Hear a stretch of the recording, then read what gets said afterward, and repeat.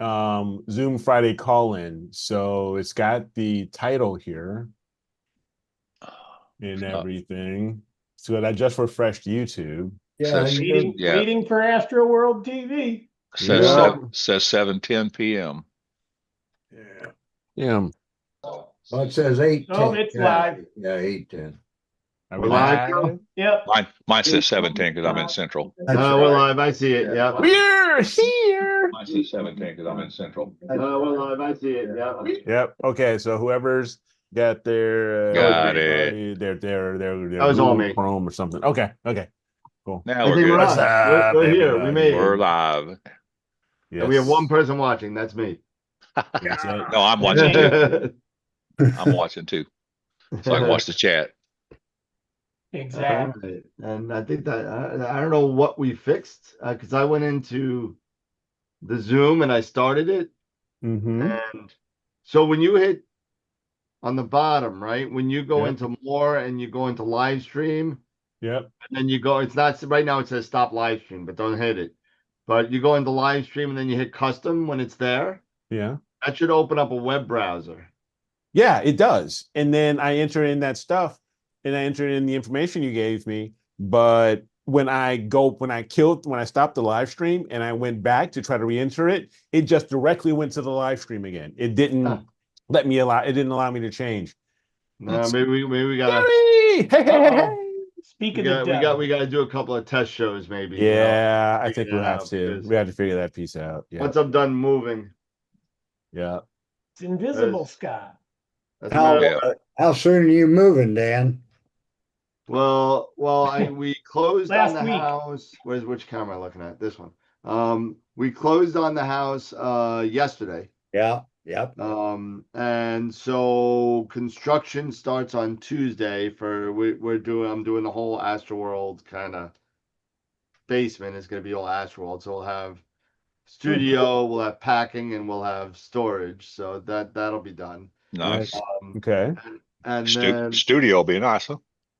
well, the studio is probably going to be smaller than this room. Yeah, but it's dedicated. But it's only for the studio. Yeah, it's dedicated. Yeah. So I don't have a big desk. I don't have the storage. I don't have washing machines. I don't have 3 computers. I don't have the closet of death. I don't have all this. I don't have 3 telescopes and a French horn. I mean, what the hell will you do without the closet of death? Oh no, the closet of death is coming. He's got that whole basement. Horn, the closet of death is going to be even bigger. Yeah, I wasn't kidding about the French horn, by the way.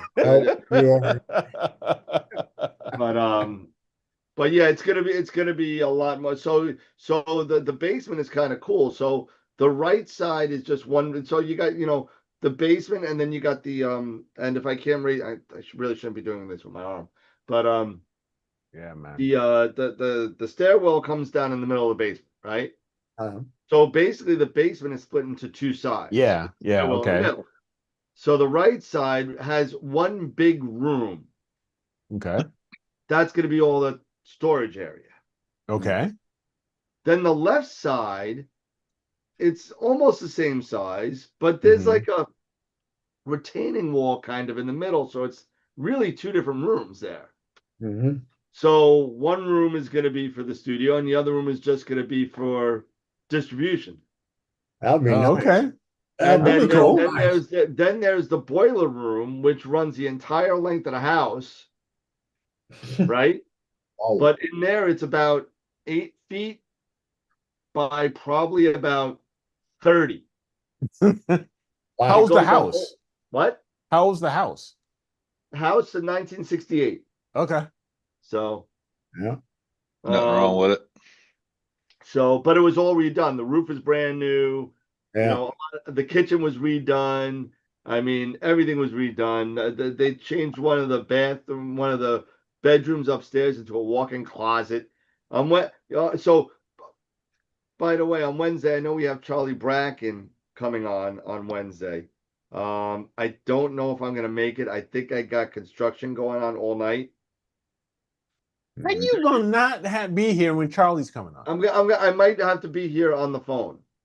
Oh my Lord!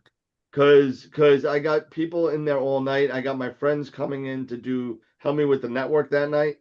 Yeah. So, and Verizon's coming in on that Wednesday too. So it's gonna be a big day. I'm gonna try and make it somehow, some way. I might have to do it on the phone, but we Okay. might do it from the new house. So if I Okay. even have internet, I don't even know if I'll have internet. Yeah, that's what I'm saying. Okay, that's interesting. Yeah, if you try to do it from the new house, because you think that you got all this stuff going on. I'm like, oh, but yeah, Charlie's coming, man. Don't Yeah, ditch out. Don't ditch out on I'll Charlie. make it. Don't ditch out on I know I'll Charlie, make dude. it. I'll make it. I gotta make it. Yes, you gotta make it. You gotta make it, man. You gotta make it. Don't leave me hanging here. So I gotta leave by 6:30 then, Okay. because it's an hour away from my house. What's up, gentlemen? Hello, You Dave. don't Super look happy, Dave. brother. Hello, how are you? Dog Hey, drama. Dog Uh-oh. drama. Dog Oh, drama. Oh, God. Hey, The little one fell off his ramp, and Sherry had to take him to the vet. So I went over to the vet when I man. left the shop. He's Oh, my fine. God. He's just a drama queen. I was like, did he land on his head? Is he bleeding? I mean, he's 15 years old. He's an old little Yeah. crotchety little asshole. I can't keep one for over 10 years. They get that way when they get old. They get a little Oh Yeah, my they do. God! They Especially do. when they're the small variety. And Yeah. Oh, yeah. just- Well, mine is. I got a Havanese poodle. You know, Astra. She's like 14 pounds. my other one's right here. Here's my other one. Come here, Liberty. I can't see. You got the background going. Yeah, You got your let me you got your turn- It's like a tulip- nebula. Yeah, you got your tulip background going. Come You here, got- Liberty. Come You here. got a nebula dog. Yeah, you got a Hey, nebula hold on. dog. He's in the nebula. He's Put him in being a shy. spacesuit. Yeah, He's being you camera shy. yeah, you got to turn off your background. You got to turn off your background because your You see the background's dog, showing you the can't see the nebula. dog. The dog's too far away. He Yeah, just the ran. He just ran away. He's Yeah, shy. the dog. Yeah, yeah. Your dog's like 27 million light years away. Yeah. Hey, So, Joe. yeah, so I Scott's had coming on. I got a little focusing problem over in Starfield. Oh dear. Uh-oh. Starfront. Uh-oh. Oh, Nothing bad. It's just some slippage, I think, in one of the bushings. Okay. With the sesto sense. So I think it just from the temperature swings back and forth, I think maybe one of the bushings, one of the grub screws kind of Uh-huh. got moved. And plus this all happened right when they were focusing my guide scope. All of a sudden my focuser started going out, like dragging. Uh-huh. So I told them to check it out. So they're gonna check that out tonight. That'll be 50. That'll be that'll 50 cost bucks. you $50. Yeah. $50 an hour, but they're billing it in quarter increments, so it could cost me as low as $12.50. So, Okay. so Hey, Tarek, how's it going? Oh, quarter increments, huh? Okay. yeah, they're doing That's cool. because people were getting annoyed that they were getting charged $50 for like take the 2 lens. seconds. Yeah. Yeah. Take the lens cap Flip off. a switch. Yeah. Well, that makes sense. I mean, that's kind of ridiculous. If you're going to just take a cap off, it costs you $50. So Yeah. Hell. I'd leave the cap off. I'll take flats. Mm. There you go. I came home. I pulled the covers off mine, so I'm turning everything on right now, hoping to Nice. get something. Hey, Joe, got a question for you about your observatory there you got in your background. How tall are your walls? How tall are the walls? 8 feet. 8 feet. So, Hey, Norm, Hey, they're Joe. 8. They're 8 foot. Yeah. Yeah, they're 8 foot. so how high are your piers? To peek over that. Well, And- I can actually park all those telescopes. Sideways. No, Oh no. At Meridian. I mean, at the North Star. at the north, and the roof doesn't hit them. Oh, that's Those- that's why- good. Those That's piers why- are like 30 something, 38, something 40, something like that tall. Yeah, Okay. they're that's one of the main reasons why when I shoot, and logistically everybody should shoot 30 to 30. And Mhm. so if I'm shooting 30 to 30, I don't have any issues whatsoever. Like Yeah. right now, what was it, Norm? 3-4 nights ago we shot Atlas, Yeah. and basically it was in the image is in the. Let me see if I can. Atlas was basically right above this tree here. Right. Okay. Yeah. Okay. So, and that was at around, what was it, around 9 o'clock, right, Norm? Yeah, it was 9:15, 9 o'clock. and You know, I got it. I was happy with it, and I said, okay, it was low. It was very low. Yeah, very low. He got it till it disappeared behind the trees and roof. Yeah, Okay. Back, but if you look at this scope Mm-hmm. right here, Yeah. that's the Meade 14. Yep. Yep. That's sitting on a 48-inch steel pier with a pier tech on top of that steel pier. Oh, Go to the other- the go to the other telescopic, telescope. the telescopic one. The Oh, it's telescopic this pier? one. I'm sorry, it's this one. Yeah, that one. Yeah, That one we lay on its side. yeah, it's Oh yeah, telescopic. that's the telescopic one. Yeah, that's the That's pure tech one. that'll go up. That'll go up another 28 inches Yeah. above the roof line. Yeah. And Yeah. I thought it was going to be an issue. I never use that scope. Bob usually uses it because he likes to do planetary. Yeah. Yeah. So he uses it. And but I mean, I thought it was going to be an issue of how tall everything was, and we are going to get swaying, and never happened. No, not at all. Okay. Not at all. Bob did a gorgeous Omega Centauri on that, sticking Yeah. up in there. But Nice. I wanted to tell you, Eric, like a dumb butt that I am, I went and did a Windows update on Yeah. on my Oh, don't do the Takahashi. Windows update. Did a Windows update, and you wouldn't believe what it did to me. It completely erased all my settings in SkyX. Are you kidding how me? did it do that? Are you kidding me? I was There's been a lot of issues with that new update. That a lot of people have been having issues that COM ports were missing. yeah. Yep. Yep. You know, so many different things. Windows. That's why I shut the freaking updates off when it I comes Well, to turn my mine mail off too. list. Look. Yeah, mine are off. It's been blinking at me for about I don't know how. I don't care. long. I said, I might as well just do it. Eventually, They it'll blink all force. year. Eventually, it'll force it. So And then thank God, like SkyX, I could set up SkyX with my eyes closed. That's not an Okay. that's not an issue. It Okay. took me about a half hour to get everything back in and this and that. The worst part about it is 2 nights ago, I spent the better part of an hour and a half doing a 200-point T-point run. Oh, so you had to run through your T-point run again? Yes, I didn't have Yeah. to do a polar alignment, but I Mhm. did have to do my T-point run. Oh, okay. That's Yeah, because that takes a while. you'll find out, Eric, with SkyX, it's depending on the updates, you'll Mhm. lose a few settings sometimes on these updates in the SkyX for whatever reason, you know. Okay. Okay. And just keep that in mind when something's not functioning right. Go look Yeah. at your settings, make sure something didn't change. You know. Okay. A friend of mine always said, if it's working, why are you updating? Yeah, that's exactly right. I haven't updated SkyX in a while. And I'm like, I don't know why I didn't pay attention. Yeah. Because I know when I'm still waiting for, I talked to young lady at the front desk at Software Bisque, and she went back talking to the assembly guys. Mine is still maybe the first, maybe the next or second to next in the queue, because they've been doing a lot of 6,000 upgrades. They said they had quite a few ahead of me that they were doing a bunch of the MKS 6,000 upgrades on. So, and once again, 5,000 works. yeah, I got a Why am I going to 5,000. spend? I don't even know. I think it's what 16 or 1,800 to something like that. Yeah, right? yeah, it's I'm almost $2,000. I got, what is it, 1, 2, 3, 4 Paramounts there. How much is that going to cost me? Forget it. Yeah, yeah. Uh-huh. forget about it. Forget about it. My 5,000 Now- works just fine. So, Yeah. Now, one thing is that I've been scoping out, and I'm still planning, to build my roll off, but I'm thinking I'm going to do my roll off similar, like backyard observatory, because and do maybe a 14 by 14 with because I've got trees in the north, Right.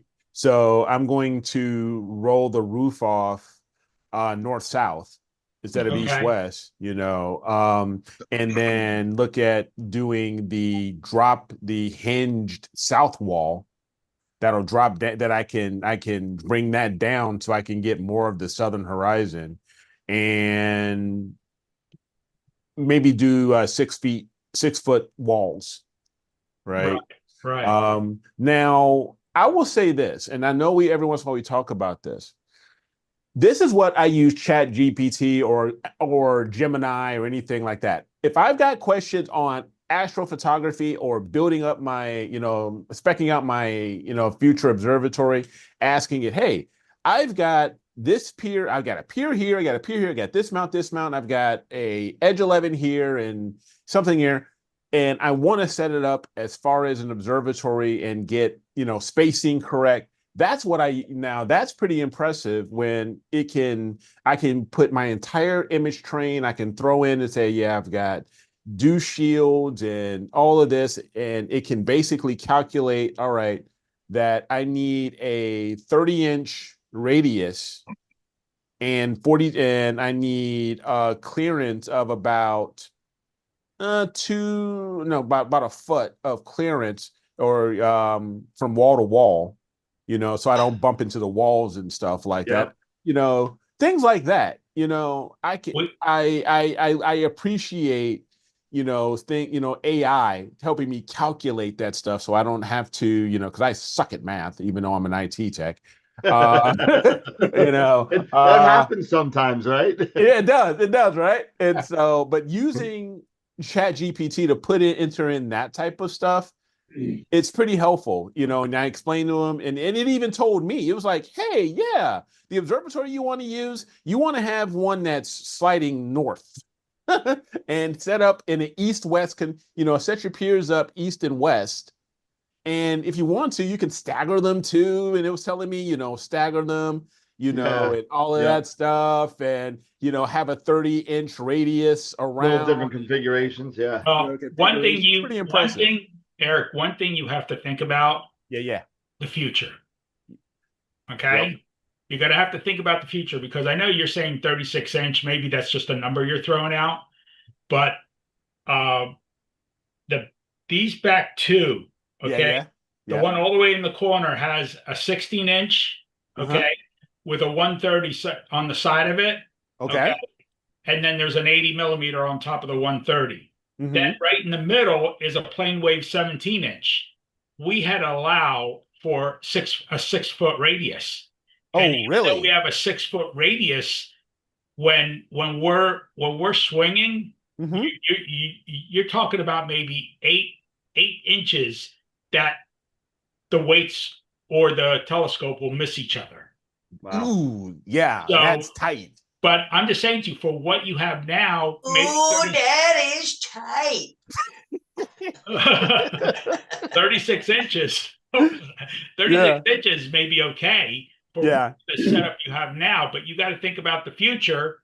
Okay. True. Are you gonna maybe get a 14-inch or get whatever? And that's the one thing. I mean, if we would have went with smaller setups, we probably could have put 8, maybe 10 piers in there. We could. Yeah. Right. But that's the only thing. If you're planning, you need to think. Okay, don't think what you have now, because you know what, we always want something bigger, something whatever, and then you got to have an issue. Yeah. No, that's true. That's true. It's like what what you tell when your people that are just getting into astrophotography, right? What's your end game, right? What's your end game? What if you had the capability of taking a picture of anything you ever wanted? What would it be? And then you take that answer, and then you buy the equipment around that answer. Well, or you move to a southern location. Yeah. So, but but like people keep call me all the time and say, I want to take a picture of Jupiter, I want to take a picture of the Andromeda Galaxy, and I want to get planetary nebulas. Yeah, good luck with that. Yeah. I say, sure, no problem. You need 3 different telescopes. You need this scope, yeah. You need 3 different cameras. Yeah. Not necessarily. With Hyperstar, you could do it with 1 scope. Yeah, but this is a brand new. You really want to teach a brand new somebody Hyperstar? Well, no, but yeah, I wouldn't teach a brand new anybody a Schmidt Cassegrain, let alone a Hyperstar. True. Yeah. You know, Unless it's just for visual. And they want to No, look this at is- pla- this and they is- want to this- look at planets. no, But they this want is to take photography. pictures. Yeah, no, this is photography. This is the one. If it was just visual, and I'm gonna, I'm going to grow into astrophotography, then a Schmidt would probably be more versatile to do that. But it's also one of the most difficult ones to kind of get a hold of too. As in my far as opinion. astrophotography, Yeah, yeah. Everybody should start with a little refractor. If I had my, Those scopes, the two scopes over here, are sitting on their side. They're homed, ready for a run, imaging run. That's what that picture is of. That's why they're pointing in that direction. Yeah, the southwest. Yeah. How big is that, Joe? Um, I think it's total with the observation room back there where you see the window. I think it's 60 by 20, is it? That's about right. Yeah. 60 by 20. Yeah. That's about right. And that observatory was built by the company that you just mentioned, Eric. Backyard. Yeah, Yeah. I don't even know if they're in business anymore. No, Backyard Astro, no. they're still in business. Backyard observatories, they're still in business. But I know what the gentleman who his wife had made an announcement that he had a stroke, but they're still selling, plans and parts and other things. But as far as building the observatories themselves, that's kind of on hold. They got some nice little buildings. I mean, for plans, Yeah, yeah. Because I bought a pair of I bought Wayne's plans for his roll off, and I've also had Backyard Observatory, their plans.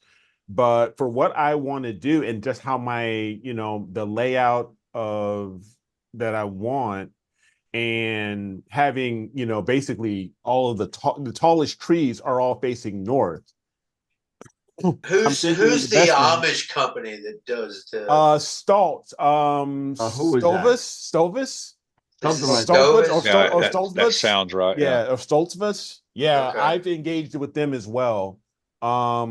But again, me thinking, that I want to do, I'm thinking for me, it's probably going to be best to do east-west configuration for my piers and to push the roof widthwise to the north, right? And then be able to build out a southern wall that I can hinge and I can drop it down a couple feet so I can get more of the southern sky, because that's my best. Yeah, that's my best sky right now. That's where everything's the lowest too. Exactly. Yeah. And so that's where, that's why I'm thinking of the backyard observatory type, because I bought the 11.5 by 11.5, I think it's the CJE plans, but I may expand it to like either 14 by 14 or 15 by 15. Yeah, but I would guess as long as you have your piers tall enough, you really shouldn't have to hinge your wall. Well, maybe not, because I'm looking at just doing 6-foot walls. And I'm thinking 6 foot, and then I'll have, 6-foot walls. That's tall enough for me. I'm 5'10", 5'11". So I'll put a door there. I'll be able to clear it and stuff like that. So I don't care about it. If anybody else has to duck in low to get into it. But as long as I can get into it comfortably, that's all that matters. All that every night. Yep. We got a new joiner, Ross. What's going on? Ross, all right. Ross. What's up, Ross? Everything that should be. Good answer. What's up, Mr. Ross? Not a whole lot. Trying to stay out of trouble. All right. Why? Waiting for some boring. Yeah, boring. That's no fun.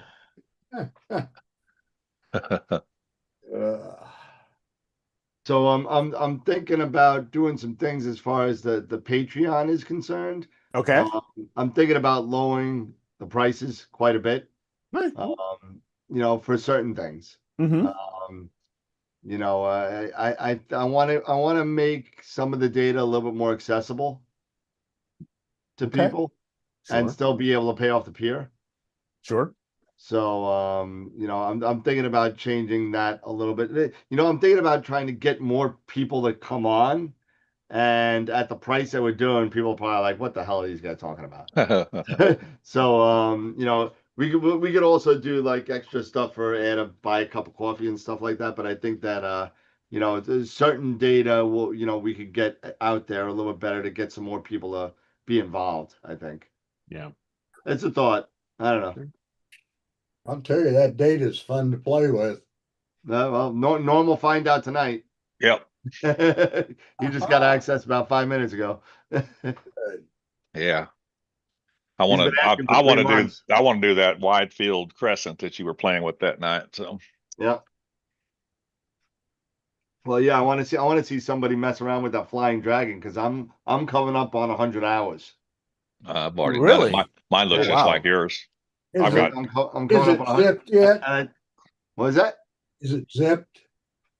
But well, what I'm gonna do, I think I'm gonna do it a different way. I'm gonna calibrate them all Mm-hmm.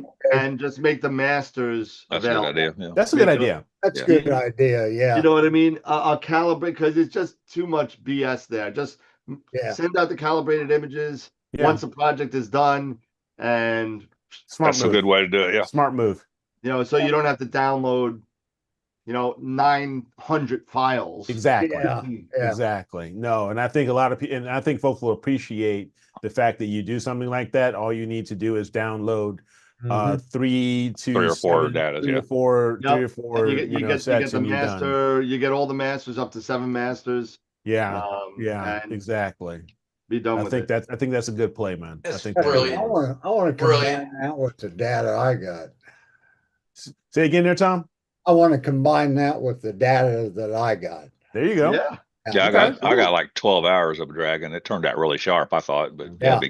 Yeah. But because it also brings up the question, you know, okay, you're thinking about getting closer. You're getting close to 100 hours. When does it honestly get to the point where you have diminishing returns? I don't have the answer. Yeah. Oh, look at that.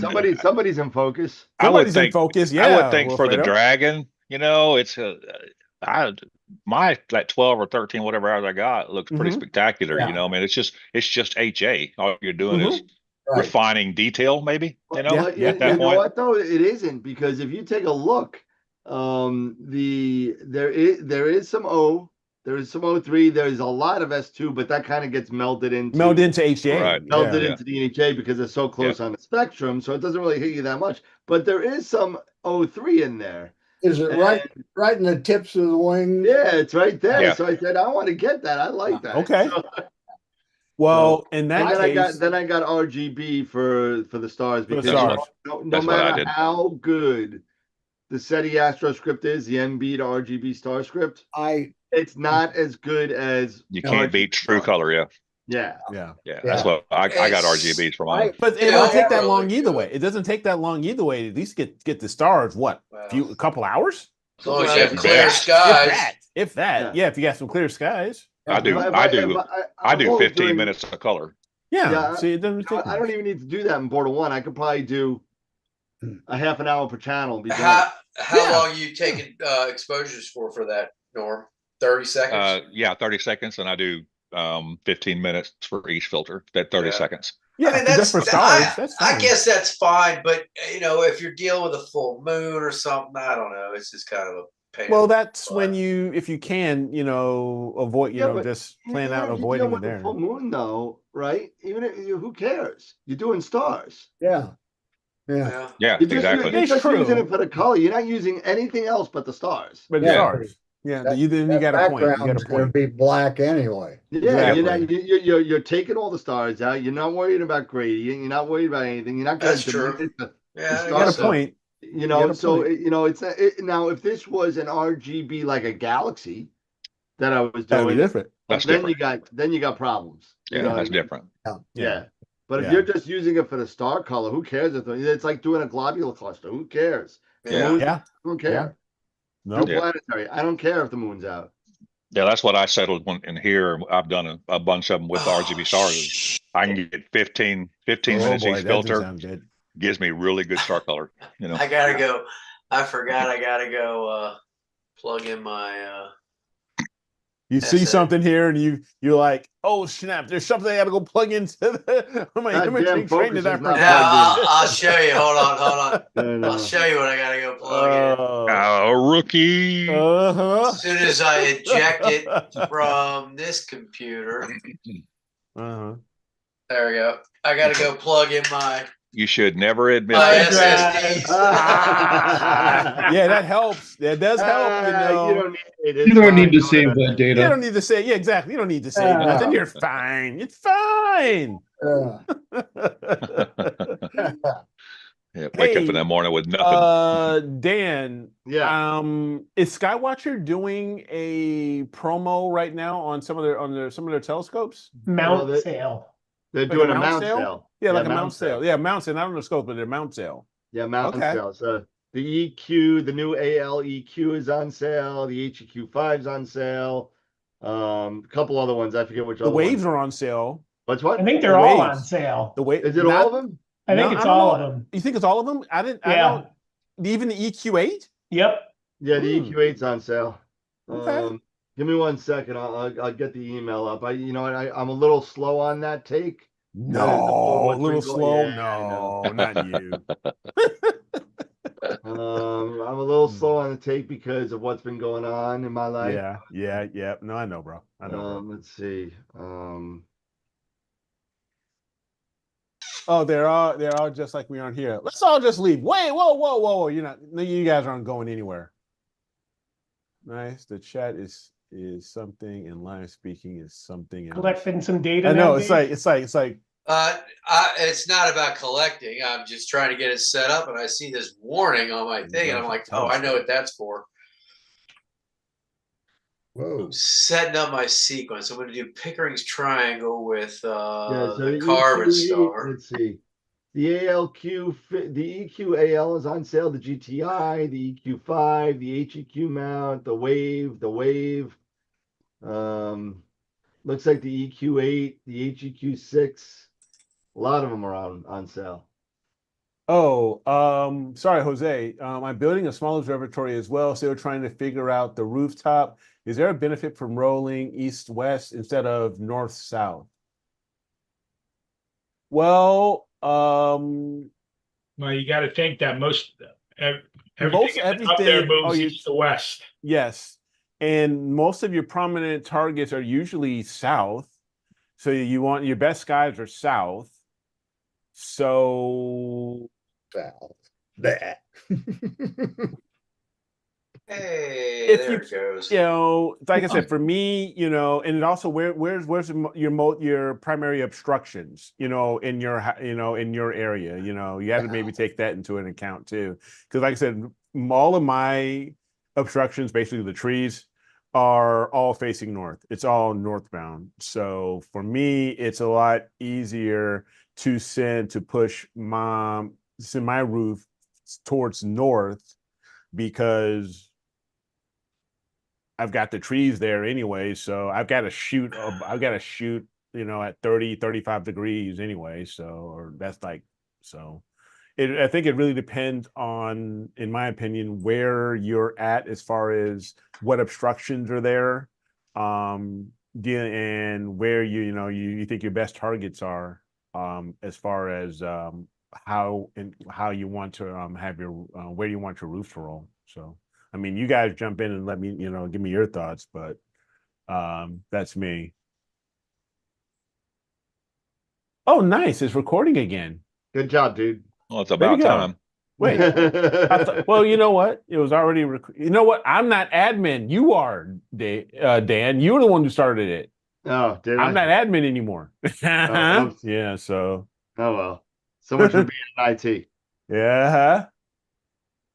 But yeah, you have to think about where your majority, where your best guys are, and roll the roof away from that area so you can get the best guys you can.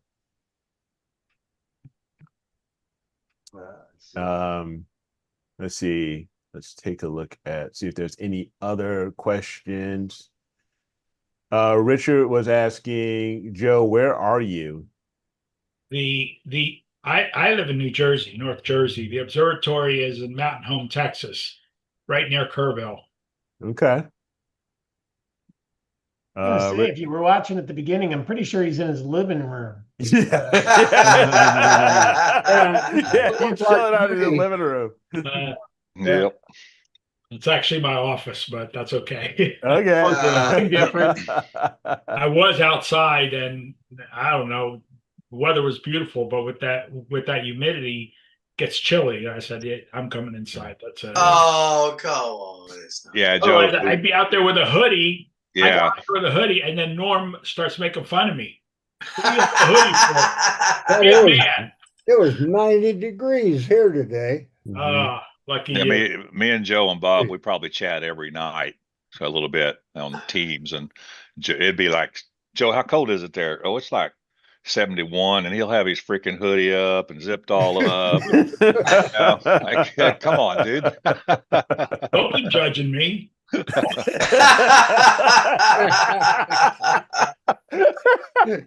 So us Southern boys have a lot of names for Joe.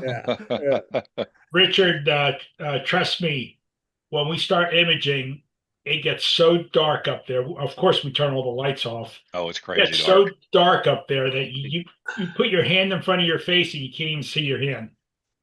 That's how dark. That's dark. That's dark. I was down there during the eclipse, and me and Bob were sitting there in the observatory. We opened the roof and was drinking a beer, and you could see the coat hanger naked eye. Wow. Yeah. Yeah. That's It's something. Yeah. Matter of Hey, fact, Greg. I can sit here in New Jersey and I can tell you, I can look up and I can tell you what stars, what, this and that, because there's so few of them that you can see. Yep.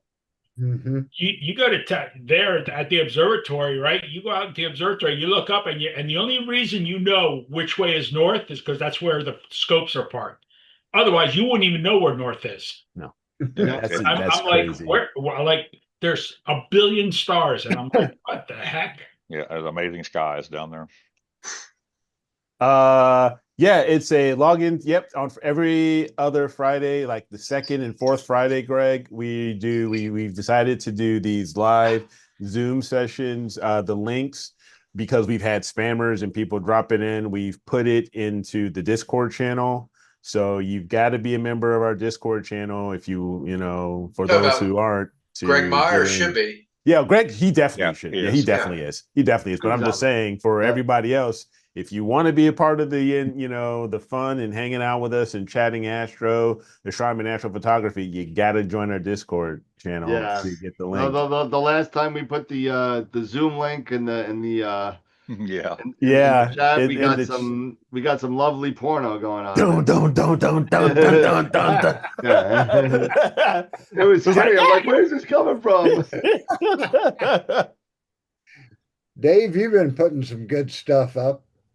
Don't give him a big head. That crescent came out pretty good. Really did, yeah. Boy, the O3 signal on that was unbelievable, man. Yep. That carbon star is awesome. Yeah, I'm loving it. I'm doing a Pickering's Triangle with it tonight, so nice. I just started that. I got to figure out something to do with the 81, the GT81. I did the Lion. I've got a bunch of data on the Lion. How did it fit? How did it fit? It fit perfect. It fit fine with the APS-C. Yeah, it fit fine. But I haven't put it together yet. I've stacked it and calibrated and everything. I just haven't had a chance to mess with it. What camera you have on that 81? The 26M, the 571 mono. Greg, the link is in the general discussions channel. Which, for that scope, it's a little undersampled, but it, with dithering and everything, it still does a good job. I've been working on that pop bubble, and of course, all I've had a chance to get's been HA. Oh, you're like that's the balloon or whatever, Yeah. or the Yeah, onion, Bob. or they call Pop it, or the balloon or whatever you call it. Yeah. Pop balloon, yeah. Yeah. The uh, That's real CTB1. good HA. Yeah, CDB1, yeah. Let me The show it first, to the onion, right? Yep, the onion or pop balloon or the garlic, whatever Yeah. flavor you want to call it. Yeah, whatever they whatever want day to of the call week it. it is. But that's I thought I'd that's shoot a little low 3 on that tonight. And Mhm. I'm going to shoot the iris area. Okay. Yeah. well, the moon's still a little too bright, and I just don't want to do Yeah. broadband. Yeah. Well, I've got that, that RGB Oh, Altair filter on my little 51. does it work pretty good with Oh, the hell yeah. That's one of the best filters I ever bought. for like light pollution and stuff? Oh yeah. Yeah. And That's good to know. I'm Bortle 4, Mm-hmm. and of Well, course, but screw you, I'm Bortle 7. you got more toys than I do. I don't have a teleview. Sounds like you need to move, Dave. By the way, I did. I went from my 8 to the 6. I gotta do the Sunday if it's decent out. I'll do a sky quality meter check and see what it really is. If I'm there and see what it really see if it's real. I think it's a high 6 probably, not really.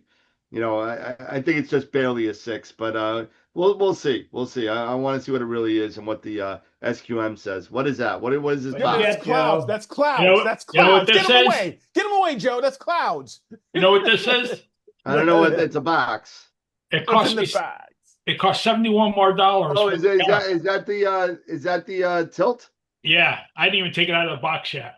Oh, you got one of that's the tilt. You got one, huh? the Wanderer Astro ones? No. No. The one from what is it, This is the one Norway that you or can whatever? move from camera to camera. Yeah, The one you bring the camera in the house and check your tilt and all that stuff. Yeah, and is then that take the it back one out, that put it on the what shelf. is it? Was it Denmark or Norway or something? It's Norway. Norway, yeah. It shipped Monday and it got here Wednesday night. Nice. Figure that one out. Sweet. That's nice. You definitely have to let us know how that everything goes with there, Joe, and how I actually you get.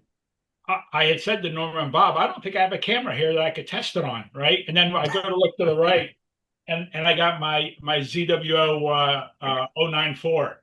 Okay. So just for testing, I'm just going to try to test it out this weekend, see how it works. Yeah. And then I'll send it out to Mountain Home and get the Zeus checked out. And then once I get the other camera for the plane wave, get that one set up. And then I guess Norm's going to say, hey, ship it to me. Let me borrow that thing. Let me borrow that bad boy. Send that up to Oklahoma. It can go from Oklahoma and bounce over here to Georgia. We'll keep it out here in the southeast. We'll keep it in the south here. I'm gonna be very honest with you. Once I get my stuff done, anybody else wants to use it, that's fine. It is rentable. Yeah, there it is. It is rentable. I'll tell you what, I'm half tempted to sell all my refractors and get that the Carbon Star 800. Oh, or the 8 inch. The 8 Yeah. inch. Scott, by the way, you're muted, Scott. Yeah, Scott, you're muted. I didn't know what you were saying. Scott, you look like you were muted. Now you're not muted.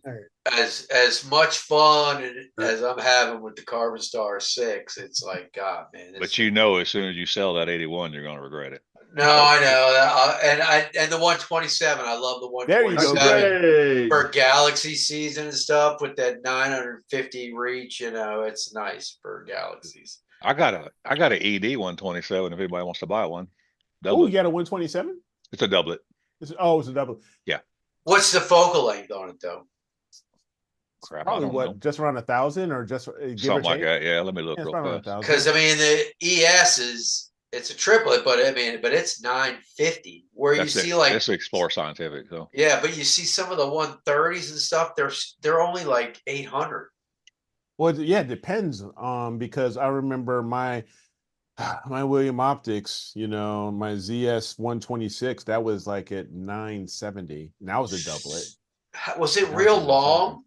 It was long enough. So, but that's the thing. I think if the longer it is, the more that focal length you get. Yeah. Where you see a lot of people, they make these 130s and they're short tubes and they just don't have that focal length that the long focal tubes have. Yeah. Hey, there's a traveler down there. Yeah. What on top, Greg? What's happening there, Greg? We say, Greg. Hi, folks. Hey. Hey, Greg. Hey. 1 week till Okie-Tex. You were at Okie-Tex? He's getting ready to go. Oh, you're getting ready to go. Oh, okay. Yeah. Nice. All right. You how's that that Aussie tent, observatory tent? Because you have one of those, didn't you? I got hit by a little tornado up, like a dustbuster thing. It bent one of the poles. Oh. Uh-oh. Is it under warranty? They've already shipped me a new pole. I got it. Nice. There you go. That's what I was talking about. For great That's what I'm customer saying. service. Had a great time at Starfest in Canada. Yeah. Oh, you weren't there, Dan. Yeah, I heard you. No. I heard you added an award to your collection. Yeah. Yeah, I was surprised. I thought I'd get the video one, but no, dude, your skies, your landscapes and stuff like that are unbelievable. They certainly are. The video, the 30-second time lapse, was one of the. I think it was a transit of the ISS from the sun or something. I mean, really, that's kind of cool. It was technically very well done. Yeah. Nice. That's a great star party. That's the best I've ever been to. It really is. I'm such a shame I missed it this year. Obviously, life got in the way this year. It's really a nice star party. Everybody goes there that's in the area. A lot of people go, and it's a lot of fun. And even if you're just there to hang out during the day, listen to Ron Breacher play the guitar, and seriously, he goes with the guitar. He's got a guy with the beatbox, and another guy with another guitar. And I came with my bass one year and played around. So it was kind of cool. Saw my video compilation of the event that went up yesterday. Have you seen that, any of you guys? I haven't seen it yet. No. I was stuck at a closing all day yesterday, so I haven't seen anything. I'll keep an eye out, but I haven't seen it. The 4K version's on YouTube. From the guys at the festival, they said it was the best compilation they've ever seen of what goes on there. So nice. Check it out. Cool. So you like that one better than the Texas Star Party? Yes. Really? Okay. Interesting. That's closer for me to go to than the Texas Star Party. So I mean, it was only like totally clear one night. Maybe 2 nights. But you're not there necessarily. It's more of a camaraderie. It's a camaraderie. Yeah, exactly. Yeah, I get it. I met 20 people within the first 2 days that were just amazing. Yeah. I met the guy who won the Imager of the Year award, who just turned 19 while we were there. Wow. It's amazing. I'm scrolling through his cell phone looking at pictures. I look at him, I said, you took all these? I mean, I was blown away at what I was seeing. And then 3 days later, he won the Imager of the Year at the award. I mean, the kid's great. Wow. That's awesome. Wow. So I met some really, that's pretty cool. 2 of the women I met there, the week after, won APODs. Wow. Really? Wow. Okay. Right on. Right on. Like, and I don't know how these Canadians do it, because with the fires and their winters and everything, And then I spent a night at Ron Breacher's house. Okay. And played some music with him. All I had was my little 3 harmonicas. He said, "Bring them." That's all right. Hey. So he had some blues, I'm sure. I guess, yeah. And I haven't got all those videos edited yet. I'm working on those. Okay. And droned his observatory, so I'm working on those videos. And then I went to Buffalo and met Ernie for lunch. Yep. Ernie and Pete, right? Ernie and Pete, and I drone Pete's observatory, which you haven't got to, and that was fun. It was just a great trip. Yeah. That's The nice thing awesome. It about always the is. Canadian Star Party is you're on grass, Yep. Mm-hmm. and in Texas you're on dust. You're on dirt. Yeah, You're on you're on dirt. dirt. Yeah. And I you're spent going, a you're night- going to, you're going to I camped Okie-Tex, out a Greg? night at Cherry Springs, which I heard about from you guys. I'd never been there, so I actually You camped stopped out through at there, the right? telescopes. It was totally clear. Yep. You're going to Very Okie-Tex, right? Nice. That's what he said. He said, Normie says, just getting ready to go there. Oh, okay. Hey, Greg, your mic's a little on the low side. Can you pop it up a little bit? How far are you from Okie-Tex there, Norm? 5-hour drive. That's not bad. That's not bad. I think it's a 19-hour drive. That's about what it is for me to go to Pennsylvania to. I could go all the way to Nebraska before I hit Okie-Tex. That'd be a nice one to do too. Nebraska Star Party. Nebraska's Star great. Party. Yeah. Nebraska's great. The Nebraska Star Party is probably, at least so far, the best sky that I've seen in the U.S. You'll like Okie-Tex, guys. They're dark. Yeah, I heard they're just as good. But the ones in Valentine, Nebraska, was ridiculous. And you know what? I saw them on a bad night too, because they said at the time that it was actually like considered a Bortle 2 because there was some high clouds. You said, yeah, there that was were high clouds reflecting some of the reflecting light. the starlight that it was making it brighter. Mm-hmm. Somebody was telling me that stuff. I don't know how true it is. It could have been fake news, but you know what? It was definitely There is no fake news. Fake news. it was definitely light. It's not as dark as I thought it was gonna be, but it wasn't because it was dark skies. It was because of the amount of starlight that was there. It was kind of Leave shadows on the ground. Yeah, it's very off. It's very off-putting. It's very off-putting. It was kind of like weird, but it was beautiful. It was a beautiful sky. I mean, just being out there was great. You know, I spent like 3 days there. I got like, that's where I got the my seahorse. I only took like an hour and a half. One of these days, I'll get to a star party. Yeah, right. I'll tell you something. I was getting pop-ups of memories on my phone here, and it was 4 years ago this year that I went to New Mexico. And just how like Joe and and Normie, you guys were explaining, here I go. I'm in New Mexico and at the Gila National Forest. Oh, I miss over those guys. over there. And I've even had a chance to go to the Cosmic campground, which was really cool. And it's Bortle 1. And yeah, you literally, I mean, here, at least when I was at the time there in Belvedere in Chicago, I could pick out Polaris super easy, no problem. I can find it, no problem. But when I went to New Mexico, I was setting everything up. You talk about crazy stars, like it was just, the sky just had a bunch of pinholes in it. You're more likely to be able to pick out Andromeda because it doesn't look right. You're like, I miss New Mexico what's sky. that fuzzy thing there? And you're like, me and the wife would sit on our back patio because we lived in Carlsbad Caverns National Park. We lived in the park, and nice. They turn off all the lights, everything. It's just dark, and we sit outside every night and had a glass of wine and watch the stars, and you could see the winter Milky Way naked eye. You can see Andromeda naked eye. It's just amazing. I wished I had the setup I got now when I lived out there. I would have never left. Yeah, because there were times where I was bouncing back and forth thinking about moving, or at least I was contemplating. Wouldn't it be nice to move to Mayfield over where New Mexico skies? What is that, Joe? That's that indoor tilter. Yeah, that's an indoor tilter. Yeah, you're muted, Joe. You're muted. An indoor tilter. Looks like one hell of a bar. Yeah, the camera tilt. Yeah, your camera tilt. So you can fix your camera tilt. You can do it indoors. Oh, look at that.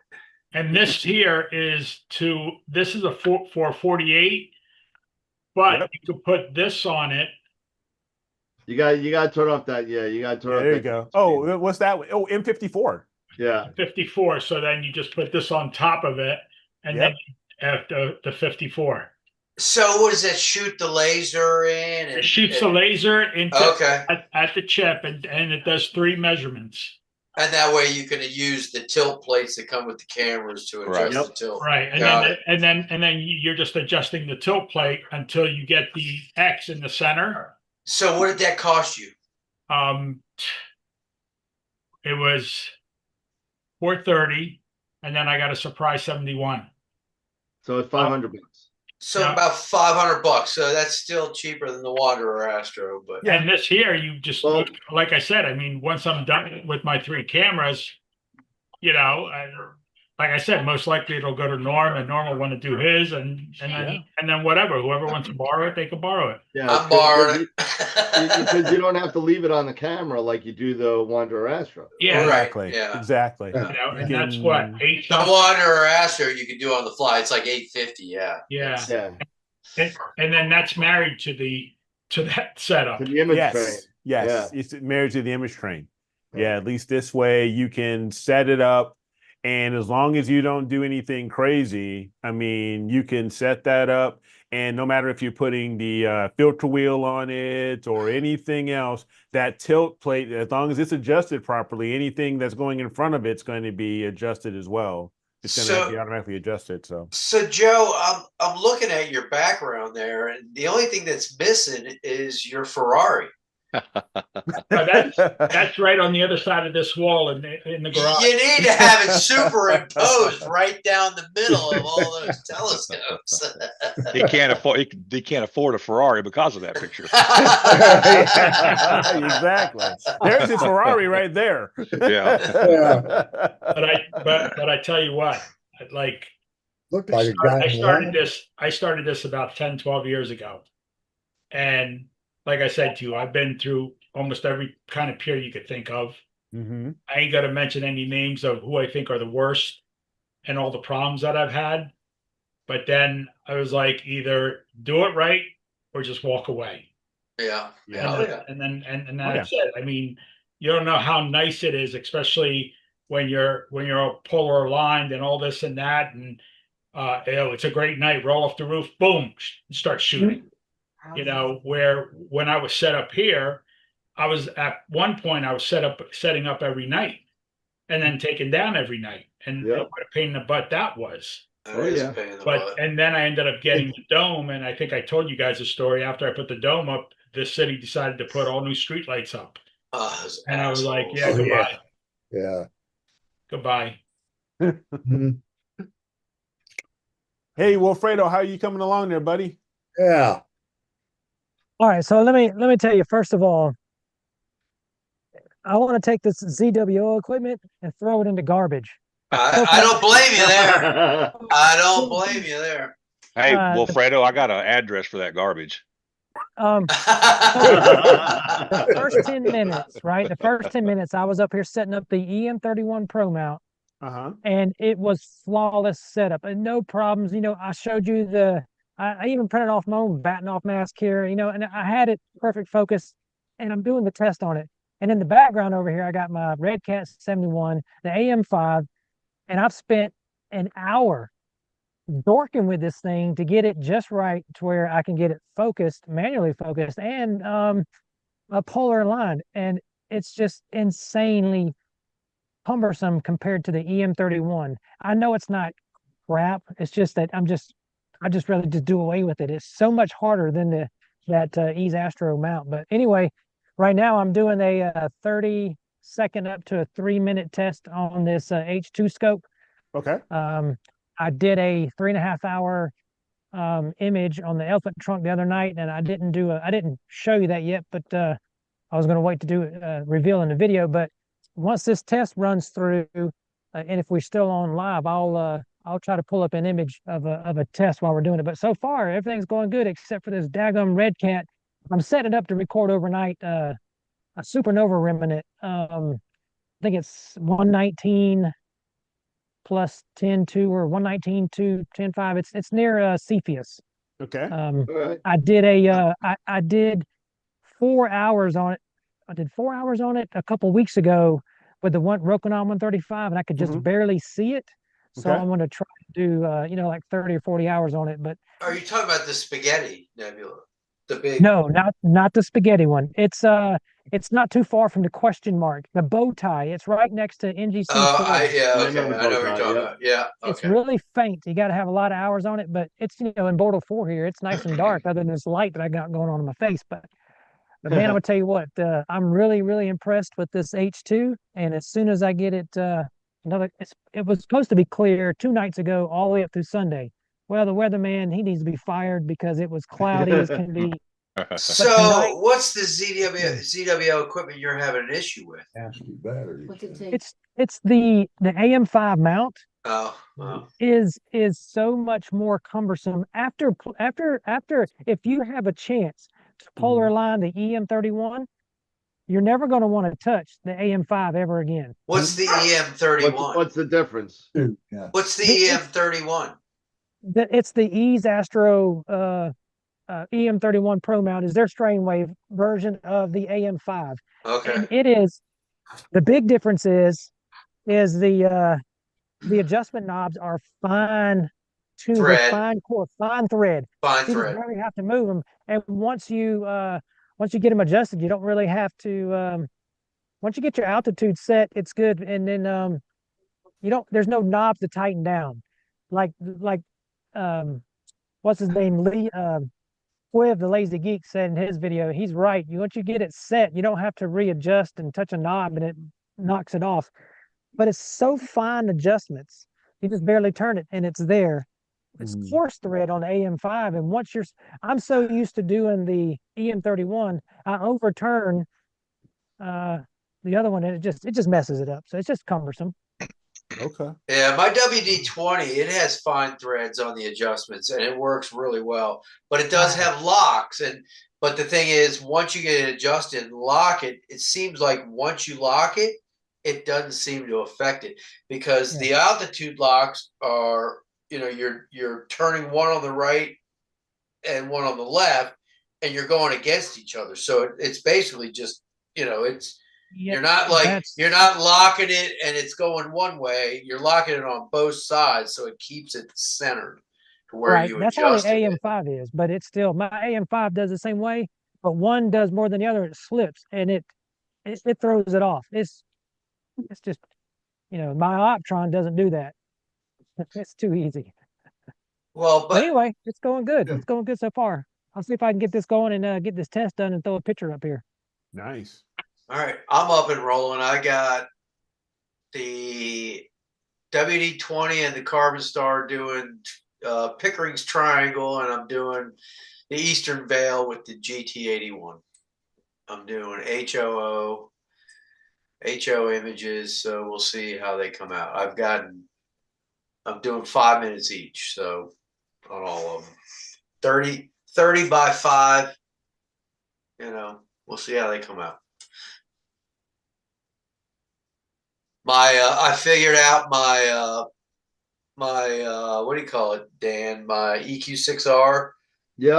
I got it a little better balanced and everything, and it's been doing a lot better. So good. Yeah, I'm actually talking to a customer. I'm sorry if I'm ignoring people, but I got an offset problem with the focuser, so I'm just So, and I don't know if anybody else in the chat, I mean, if you guys have ever had an issue with the EQ6R where lighter loads it doesn't like.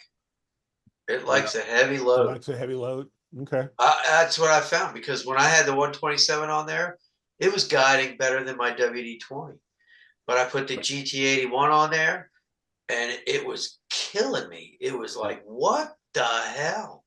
And it's, that's with an OAG. Does that seem like a common theme, with some of these slightly older mounts, that they tend to like a heavier load than smaller refractors? Does with my CGXL, that's for sure. It likes a heavier load. Oh God, yeah. Yeah, well, CGXL is a worm drive too. So I mean, the The EQ6 is a belt. Right. Yeah, but it's that belt that drives a worm, though. Yeah. Yeah. It's just still a worm drive. Yeah. So is it saying that, I mean, that it's more the worm drive? Is it basically you're saying that a worm-driven mount seems to like a heavier load than the... At least the EQ6, I gotta agree with you, Dave, because I had the same thing when I had my 127 on there. God's great. I had no problems. I was about 37 pounds with everything, Okay. and on a 44 That's max. all? You know, I was on a 44 max, right? So, Yeah. so you know, and that was a champ. I wish I never sold it. But it just got too heavy. I got spoiled with the Pegasus mount. So I'm like, it does 44 too, and I can hold it with one hand. That's true. Yeah. Yeah. No, I don't blame you there. So And- I agree with that. But it's just funny how you would think that mount with just a GT81 and my That it would be Eagle and less would strain just on the gears, crush right? it, but it struggles. I guess think it just doesn't. I think it bounces too much. You guys are talking over bounces one another too much. You guys are talking over too much. Yeah, so. I think it just bounces too much, and it has to compensate too often. And where a heavier load, it's hung on that gear, and it's I think not. it does a better job of keeping the gears meshed, but you got a little more weight on there. Well, you got a little more weight. Yeah, that's what I'm I thinking. think you're right, Norm. I think that's. I mean, I've got that big side by side saddle on there, and hell, that thing weighs probably 7 pounds. Yep. And I've got my NP 127 and my TV 85 side by side on there, 2 cameras, guide scope, and everything else. So it's really engaging those those teams. They cry, yeah. That's something I should think about doing is I still have that Meade 80 millimeter, that Series 6000, which is a great telescope. That's a great scope. Yeah. I should think about putting that side by side with the GT. I wouldn't do it side by side because getting it lined up, it's really tough. I'd piggyback. Over under. Yeah. Yeah. Because see, I've got my 85 on rings on the other side. Okay. I got mine on a TGAD. Yeah. Yeah. I've got one of those, but that alone is 2.5 pounds. Yeah. Oh yeah. Yeah, that thing's heavy. That thing's really heavy. But I mean, they virtually have the same field of view and everything like that, where I could cut down my image time and I could be doing 2 different sets of filters and everything like that. I could be doing one in RGB, one in narrowband, and I have to think about that. Yeah, I do love that old Meade. I mean, that thing is a great telescope. I have the optics on that. The optics on it are amazing. Yeah. The 6000 series. I'm thinking about if I put that C8 on that AM5, I'm thinking about putting that Red Cat right in between the two. That's what I do. Yeah. Is that really? That's what you do? Yeah. Because it'd work. Yeah. And there's bolts there. I could bolt it right on. Yeah, I got my 81s piggybacked on my 12, and then my guide scope is on the side, and then I got all my accessories on that side to help balance it out. And on an aluminum plate, so. You have what's your 12? A Meade? Meade, yeah. Okay. Is that a two? What do they call it? It's LX200. 200, yeah. Okay. And then I got the 81s on rings, and my guide scope was on rings, so I can co-align them all. Yeah. Nice. Okay. Nice. Dave, what's the focal length of your 127? 952. Wow. Yeah. My 130 which has 5 lenses in it, is 728 Right. That's at, what at 5.6. Yeah. My Teleview is 660, and that's a 130 or that's a 127, right? 127. Yeah. Dave, Right, you were and- asking about this. You were asking about this doublet. It's 826 at f6.5. And Is don't it forget because Dave's it has got a more big- glass? You got more glass in there Yeah. Yes. that is shortening that focal. You're shortening your Yeah. focal length. Yeah, because yours you're is showing more glass? 5 pieces of glass. 5, yeah. Yeah, So 5, yeah. it's corrected all the way through, right? All the way through, it's correct. As a matter of Yeah. fact, I think I told you guys, for 1/3, almost 1/3 of the price of the TOA 130, the TS 130, I'll put up against my TOA any day. So I use that 127. That's Dan. I bought it from Dan. It's his old 127 that you see in his video that he goes out and knocks his head against the thing. That he forgets to take the cover off. Yeah, exactly. Yeah. So he forgets to turn the camera on or something. I forget. But I have it, and he sold me with the flattener is a TS25 1.0 flattener. So it doesn't knock it down, it doesn't reduce it, it just flattens the field. Right. And you get full capacity with that thing. And it's great for galaxy season, granted I can't go too deep, but I can get a lot of the smaller galaxies and stuff like that where, it works really, really well. And it's that FCD 100 glass, and it's pretty good. You guys were talking about weight on a mount, on that one mount where I have the truss tube 16-inch. Plus I have that TS 130. Plus I have the 80 millimeter on top of it with all 3 cameras. Okay. I haven't had to rebalance that. I haven't had to do anything. And that Paramount ME just keeps kicking. I mean, it's just, I just hope and pray, just knock on wood, that it just keeps going. I mean, it's massive weight, because that's actually the telescope that has 5 20-pound weights on it. That's wow. crazy. Holy 100 pounds of counterweight. Yeah. That's crazy. I got 100 pounds on mine. Yeah. Really? Yeah. For your meat? Yeah, and all the accessories on it. I've got 100 pounds of weights on it to balance it. Holy cow. Wow.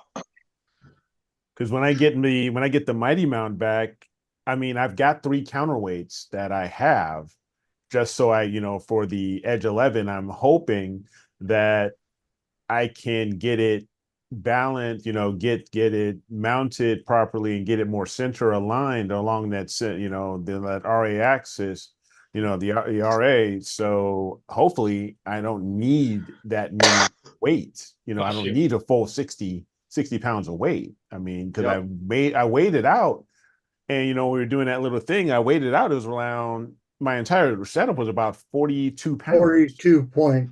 Yeah. Oh yeah, we had it. I said 42.6. That's right. I forgot. We had a see that competition. $25 check. Tom will always know what your system weighs. So I tell you what, I took the FLI 16803 off of my TOA 150. This one is, and I ended up putting the Zeus, the Player One Zeus on it. Yeah, the full frame. We had to take a 20-pound weight off just to come to balance. Oh yeah, I bet. Just for the camera. What a difference in weight between the 2 cameras. Oh yeah, I'm sure. I'm betting. The Zeus is tiny, man. Yeah. But it was crazy, and I have it. Of course, I got the filter wheel, and then I have the MOAG off-axis guider going through it. So, but I thought 20 pounds. I said that's impossible. But you know what? So now I have three extra weights sitting in the observatory. Doing make a necklace. Make a necklace. Collecting dust. Yeah, the problem is Joe's so short they would drag the ground. Really? I'm 5'6.5". That's about the length of one of my legs. Yeah. All right, guys. For anybody who hasn't voted yet, don't forget we have image of the week. For this week, we got about 5 minutes left. We've only got 27 votes so far. I need to go vote. So don't forget to go I know, vote. I had a friend of mine vote for you, Tom. Huh?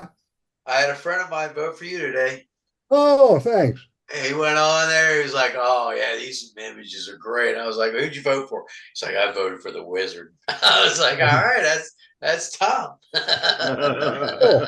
We're off to see the Wizard. It is. There it is. M20. But No, that M20 is pretty tough to beat. That was. I know it. That was fun putting that together, though. With taking that with 3 cameras and everything. You had 58 hours of data. That's a ton, man. God. You see, if your image is beautiful, absolutely beautiful.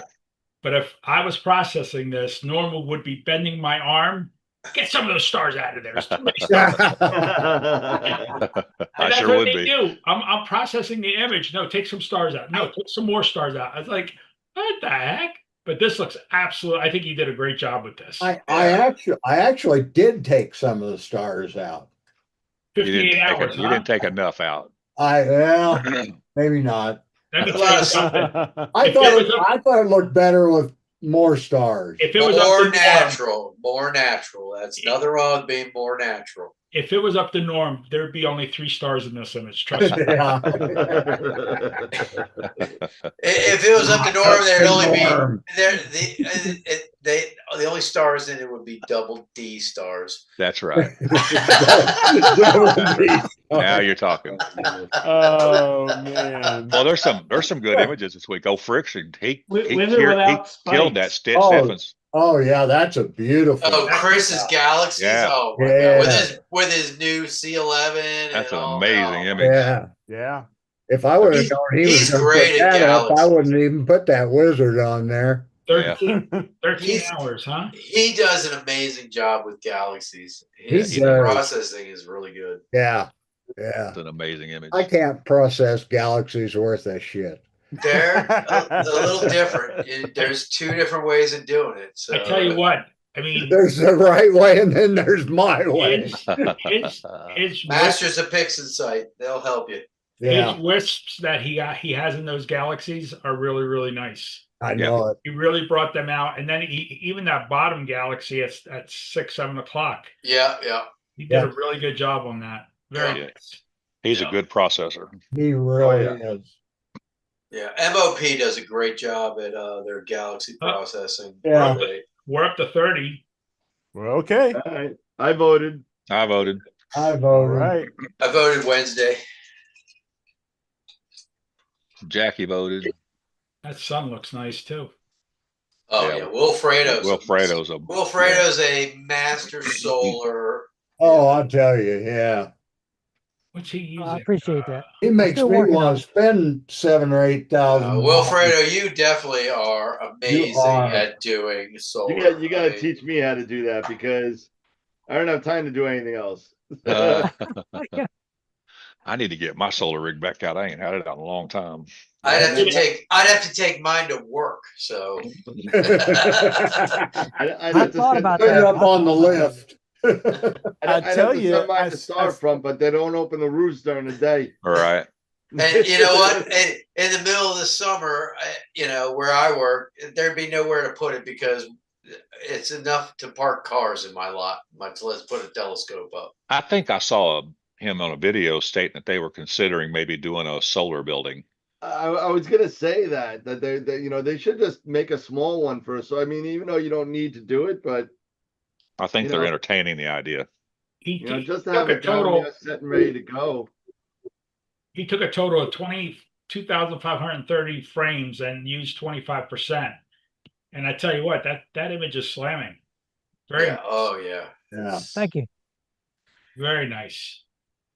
I have a Lunt 80 double stacked sitting on a MiT in my garage, covered. I'm going to do solar this summer. I'm going to do solar this summer. I'm going to do Yeah. solar this summer. Yeah.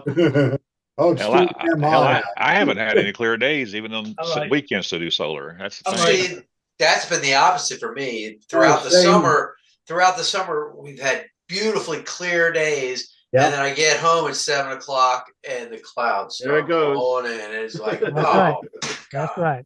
Yep. Up until 4 weeks ago, that's the way it's been around here. Yeah.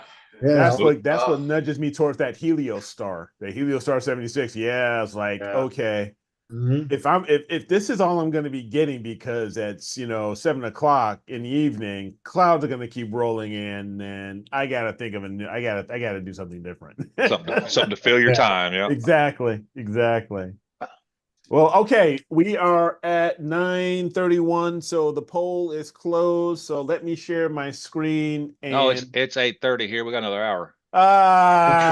You central guys, you central time zoners. It is 8:30. I'm sitting there watching my telescope. It says 8:30. Let me share my screen here, and let's go there. Almost time for a Carvel flying saucer. Yeah. Oh, yeah. There you go. Whoever wins tonight earned it, because there's some good images. Yeah, there are some really good images. All right. So we had 33 votes. So we had quite a few coming in, towards the last 5 minutes. So let's Jilted people. Yeah. So let's see who was our winner. Tom Peter. Come on, Tom. Come on, Tommy. Yeah, there it is. Oh, by one vote. Oh, By one vote. I'm going to tell my boy Jerry. He got you over the top. Congrats. Buy Jerry a drink for me, Dave. I will let him know you got him over the 11 top. votes to 10 votes from Chris. Oh my goodness. Congratulations there, Tom. Yes, congratulations. Congratulations, Tom. Awesome. Nice job. Pretty cool. It was very nice image. Very nice. Oh, I appreciate it. I thought after I looked at one of Chris's, I thought, shit, I ought to vote for that. Well, I was between the two, and I will not lie. That's I voted okay. for Chris's, but Jerry pulled you over the top, and I'll let him know. Buy him a drink for me. I'll send you the money. Norm says you could have won by 2 votes, but there were too many stars in the picture. Oh, yeah. That's right. I'll remember that. That's right. Good point, Matt. Oh, hey, Dan. Yeah. Did you tell me on that C8 to go with native focal length? Yeah, probably. I hate giving away focal length. Oh, well, I mean, you said I'd be getting vignetting, or maybe it was which Scott. camera? Huh? With which camera? 2600. You're gonna get some. Okay. That's APS-C, right? Yeah. Yeah, but you'll you'd get you'll more some. you'd get more with a reducer. You'll get some. Yeah. That's what Dan or Scott was saying. I mean, I just hate using reducers just from a standpoint of hating reducers. Yeah. But, I'm a reducer hater. I hate giving away real estate. But I'm still gonna have to guide with a guide scope instead of an off-axis, because I've got 3 off-axis guiders and I've never ever been able to get one to work right. They do. It takes you practice. Hard enough. It must be. It's frustrating. I know it's frustrating. It no, took they're me a so while, good though. But once I got them, once I figured it out, but man, you gotta figure it out. It takes a little practice. We got a new person that came on. I don't want to say the name because I might mispronounce it, and someone will say I'm Wex rated. But it's Francisco. Francisco, how you doing, yes. man? Hey, that's from work. I think is why it's shortened. Hello, everyone. Hey, Francisco. Hey. Welcome to the party, pal. Yeah. Welcome to the show. Pleasure to meet you. Welcome. Absolutely. He's got the whole ZWO kind of shelving in the background there. Yeah, I got a filter wheel there or something? Which yes, that is the secondary he's got an old setup. ETX in the background over there. This guy. Yeah, so I think this is the 533. That's what this guy is. Yeah, with its little But that's not my primary. Is the 2600 on its filter wheel, but that's outside attached to the telescope. Sweet. Yeah, gotcha. Yeah, It's still daylight there. Where are you at? San Diego, like Oh, between okay. San Diego and Los Angeles. I was gonna say California with the hat, but you know. Yeah. Yeah. JPL. Yeah. By the way, actually, Dan, I wanted to tell you this thing is all 3D printed. that's okay as long as it works. As long as it works. What is it? Sorry, I That just joined. is a tilter. So it's Tilt adjuster. Tilt it's a adjuster tilt, that you. Well, it's not a tilt adjuster. It's tester. like a tilt Measurer, yeah. It measures it'll tilt. tell you where your tilt is, and you could actually use it for different cameras. So Oh, interesting. So, like in some of the other mechanical tilt adjusters, this one uses a laser, and takes measurements of your sensor and how it's set, and you just basically move your tilt plate to match up an X on the software, and you can use it for all different types of cameras that have like not half the price, but like the 2/3 of the price. That's cool. Like, let's say the Wanderer Astro one, which is like $900. So. Yeah, and it doesn't take up those extra 5 millimeters of back focus from you. You can keep that a little bit of extra real estate. Keep the 5. Keep the 5. Keep the 5. Yeah. Okay. If you got 5 on it, you can have it back. Oh, hey, I got a question on autofocusers. Okay. Okay. Now mine goes through, and it makes the curve, parabola.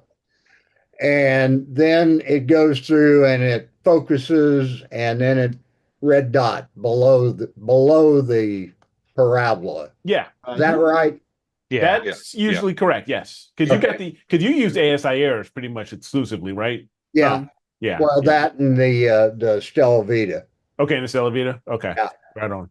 Yeah. They do the same thing. So what that is if you made two straight lines at sort of the sides of that U, it's where those two straight lines cross. Correct. So it's like way below it, and it looks kind of funky. It's where the X is. Yeah. Exactly. Yep. I'll tell you what, that thing was nothing to set up. I mean, which one?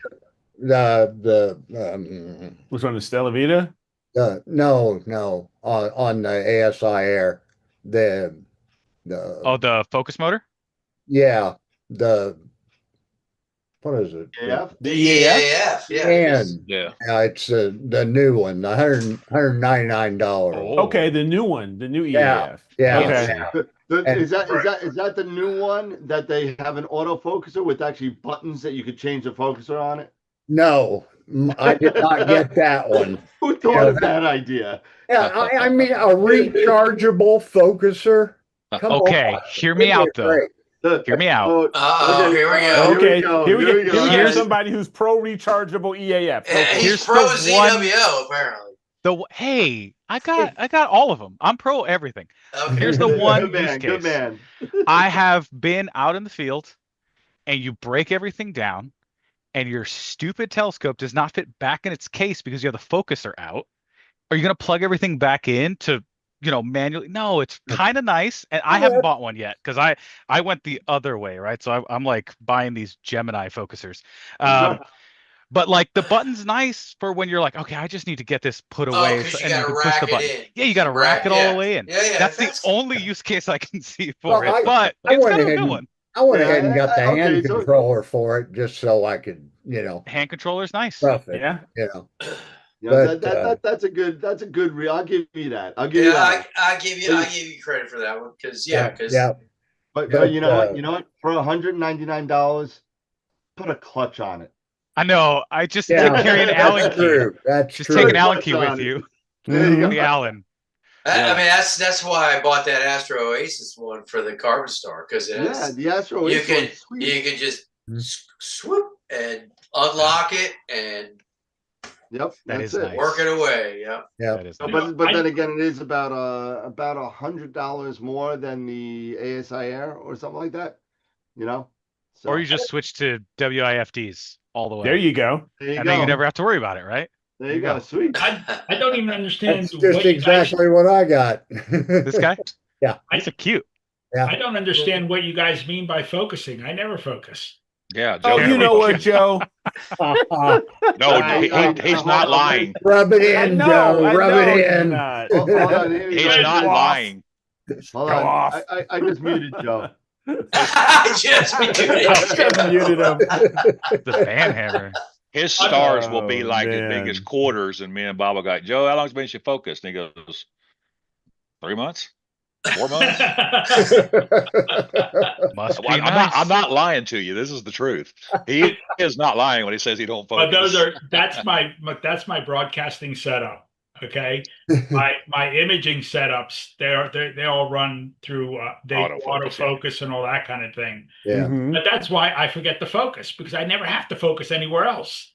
So and all of a sudden these guys we're doing an imaging run, a broadcasting run. He goes, Joe, did you focus? Stars aren't that bad. He goes, when's the last time you focused? I said, I think 3 months ago. He goes, and I was like, the other day, but I will tell you, with my Moonlight focuser, I don't mind focusing with that. I'm always dead on. Moonlights are the best, man. Yes, they are. Yeah. But with that other Wish I could focuser, afford one. but with that other focuser that Dan mentioned, it just kills me. Yeah. It just Not naming names, right? I'm not naming names, but it's nice when it works, and then it's like, are you freaking kidding me? What's Type of not thing. working? And it's like, and that's why I sort of like got out of the focusing ordeal. I'm actually trying to get a hold of what's his name at Moonlight to see if he's got a Moonlight that'll fit that TS130. I'd like to call Ron and see if he can make one for the car. Is that that's a big refractor, right, Joe? What size is it? I think 3.5. I think it's 3.5. Yeah, I've got a 3.5 Moonlight laying right here in the drawer.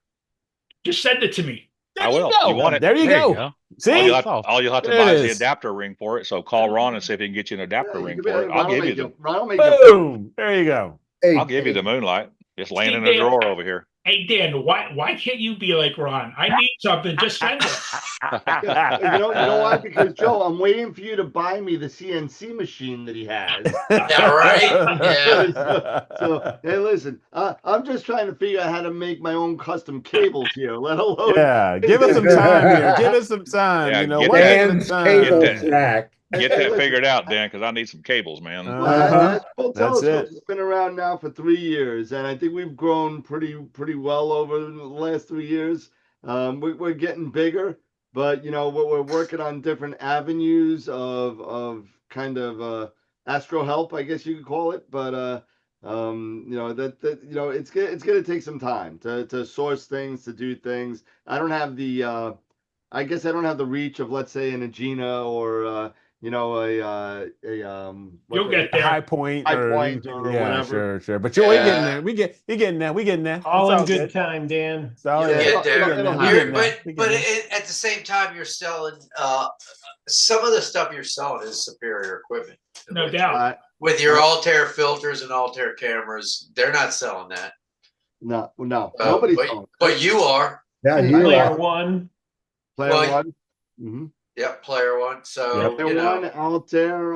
Now Agena's got Wanderer Astro. They just got them, but for a long time I was one of the few that was selling Wanderer Astro. Yeah. Yeah, you were. You know, here in the States. Yep. Plus, I got the you know, normal offenders. You know, Skywatcher, Celestron. You know, the rest of those guys. Just picked up Lunt. So I'll tell you, I think I'm just so glad Dave turned me on to those Altair filters. Yeah. By the way, those in yet? I think LRGB set in yet? What's that? Is that LRGB set? My next shipment. I already spoke to him this morning. So okay, cool. It's on my next shipment.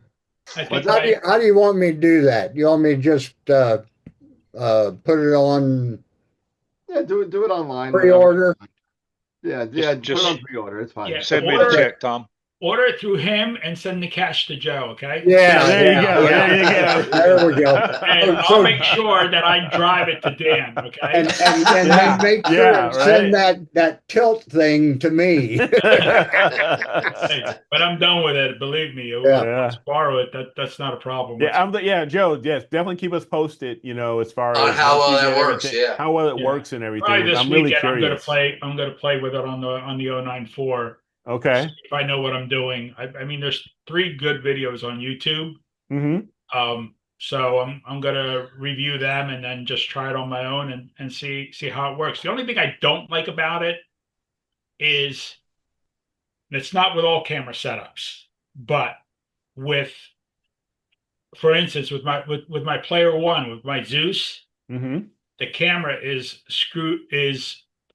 little screwed into the focuser. You know what I'm saying? Not the big screw. It's not a big. It's the 5 or 6 little screws. Right. So when you do it with the Zeus, you have to actually set this thing on top of the focuser. And then as you're doing it, then you have to, with the Allen wrench, you're doing your adjustments. So I don't know how tricky that's going to be. You know what I'm saying? Yeah. So, but like with a one-shot color, like my 2600 that I have on my TS130, that would be an easy thing because you're not dealing with a filter wheel whatsoever. Right. Okay. So, Francisco, are you new to the channel, or are you? I've watched the live stream twice, and then I joined the Discord. Yeah. So I am fairly new to the channel. Yeah. Okay. Well, welcome aboard. Yeah. Welcome aboard. Yeah. So how long you been imaging? How long you been imaging? About 8 months. Okay. Oh wow. Okay. Yeah. All right. So just this this year, like halfway through.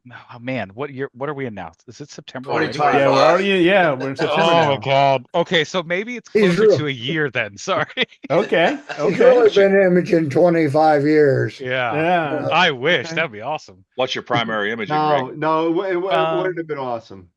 The one that I love the old stuff. I've got a friggin' Starlight Express active optics unit there that I like to play with. I like Starlight Express is not the old stuff, man. You got to go Minolta cameras. It's new to him. It's old to him. Come on, that's old school to him. Guiding with an eyepiece and a PlayStation controller.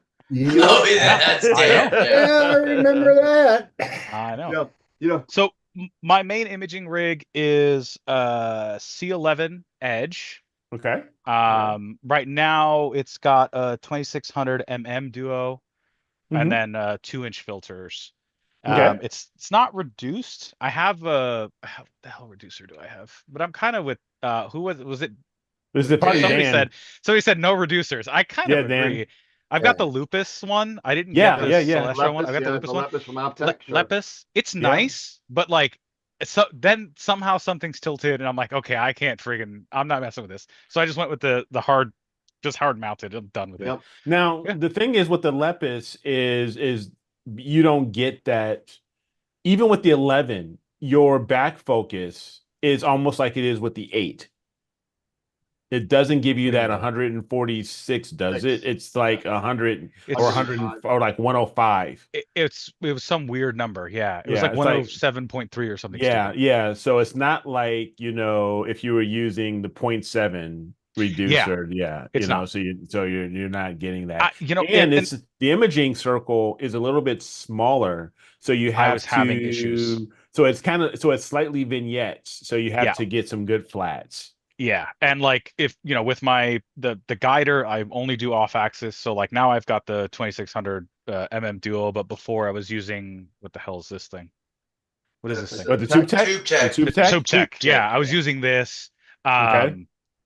He's like, what the hell is this one? Yeah, I don't remember. Man, I bought this a little while ago. It's good. I like it. The Tube Techs are good. Yeah. It's got so many cool features that the ASIR doesn't let you touch. Correct. Yeah. That's why you got to go to Nina. Hey, Dan, Tube Tech actually supplies a lot of their cameras to other manufacturers. Yep, sure do. I know. They're all rebranded. Yeah. That's what Altair. This one isn't technically a Tube Tech. It's the other one. It's Orion? No. Rising Cam. That's Rising Cam. This is a Rising Cam 2600 basically, or whatever they call it. Okay. So that's what I remember Rising Cam. Hey, Dan, I got it for dirt cheap. So yeah. Hey, Dan, I got to tell you something. Uh-oh. You know the old saying, don't say anything, because if you say anything, it's going to happen to you? What happened? 2 weeks ago, Norm said, oh, I shoot flats with my 294 and I have no problem. Go ahead, Norm. Oh, really? What is it? What is it, Norm? What'd you get? What'd you get? They suck. All of a sudden, he finally found the Rorschach test Yes, we you were got the talking Rorschach about. test, didn't you? Yeah. Like 2 weeks ago on this show, he said, "Oh, Yeah, I did. My 294 work. Oh, the flats are perfect." He goes, Yeah. "There's flats and they're inverted." You know, about a year ago, I was using 294 all the time, and I did shoot flats with it, and they were working. They did good job on the image like they're supposed to.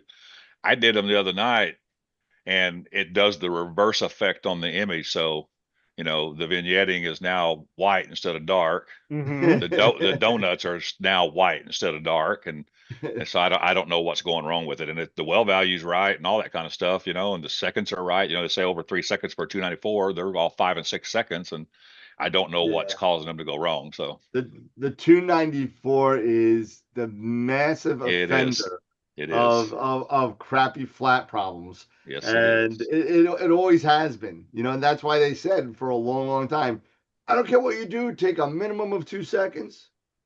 You have to take it. If you took anything less than a 2-second flat on a 294, it was a disaster. Right. Yep. It was and sometimes if you took like Eric, like the ones that you showed the other night with your H alpha, I mean, it was like an amoeba. Yep. I mean, it was like it was really, really crazy, and you know, it was just they weren't at the smooth, you know, circular kind of smooth rendition out to a flat, and you see the donuts. It wasn't like that. Yeah, but see, the thing about it is the flat looks perfect. You know what I mean? It looks like a flat is supposed to look like. Yeah. And Joe had the same problem with one of his cameras. The flat looks good. It just reverses the image somehow. So weird. Yeah. But you know, it's sad because the 294 is such a great camera. The sensitivity on that thing is phenomenal. You know? Yeah. That was, I think, my first nice cooled camera was a 294 one-shot color. Yep. And I was like, oh, this is great. I really enjoyed that camera. They really got a great sensor on them. Yeah, I lent mine out. I'll never get that one back. I might lend mine out. Why don't you lend me something, Dan? Me and Norm need something. I mean, yeah. I lent it to Pete, and I don't know. Why don't you? I'll tell you what. I'll trade you a 294 for a 571. I'm sure you would. Yeah. Even up. Even up. Straight across. Straight across. Straight across. Sorry, mine's actually taking shots right now. Actually, it's not taking shots because it needs to be collimated. But I'm looking at I'll show you. It's that's the APS-C sensor, right? Yeah. So yeah, that's what I'm considering. What camera is that, Dan? So that is. I know it's that's the Starfront scope. That's the 571, the Poseidon. Yeah. Oh, that's the one I want. Yeah. Yep. It's got the Deep Sky Dad flat panel on there on the Nix 101 with an eagle on top. You know, it's got a airplane. Yeah, got something going on up there. Airplane, yeah. Yep. And so it's just waiting for them. They needed to do some collimation. There's a satellite. There's a satellite at 9 o'clock. See it? Yeah, right here. Yeah. Going across. But you can see the Milky Way going across, and this is just the pier cam. Jeez. So, but kind of cool. Do you ever get overwhelmed having just access to so much clear sky, like so much dark sky? I have, and I've only had the scope up since May. Okay. No. What? Never. Never. You don't ever. You don't get overwhelmed. I'm overwhelmed. I feel like it'd be overwhelming. Yeah. Because a little bit. I've had the scope for 4 months. Yeah. I've gotten more data over the last 4 months than I had in the last 4 years in New York. Yeah. I mean, imagine doing almost 100 hours in a month on one object. I couldn't. And not losing a wink of sleep saying, oh my God, this is going to take me 7 years in New York to do. You know what? And you know what? Saying something like that, that's what, you know, having, you know, something like, you know, a place like Starfront, that's what makes it worth it. Exactly. It pays for itself in a way, you know, because you're saying, you know, in the last 4 months, you've got more done than you have in the past 40 years. Yeah, but that makes it worth it. But Eric, I mean, yeah, the skies are a credit. There's no doubt about it. That's the important thing. But once you get your setup automated, go to bed. That's it. Go to bed. You don't have to. I mean, you don't have to. I mean, there are times that I pre-program everything, and as soon as the roof rolls off, it just goes and runs. You know, but that's the thing is having a good programming thing that'll just run your equipment for you. Set it, forget it. Yeah, set it, forget it, and hope you don't wake up where maybe you had a cable snag and something. I haven't gotten there yet. Mine's automated. But, man, I haven't gotten there yet where I could go to bed. Saying, and you know what, Norm, it looks like it too. You know, I mean, I sit there, you know, the one thing I got to figure out is, and I haven't figured out, I haven't done the research, and I don't even know if it's capable. I don't know. I'm not a computer programmer. I'm not a script writer. I'm not a GitHub guy. I don't know any of that stuff. I don't have the time to do it. Even if I had the time, I don't even want to do it. I'll pay somebody to do it. But I want to find out some sort of way for Nina to run on its own and start the sequence. You know what I mean? So I don't have to go up and press play every day. You need to go back to what is that? What's on Sunday nights? Astro Imaging Channel. Yeah.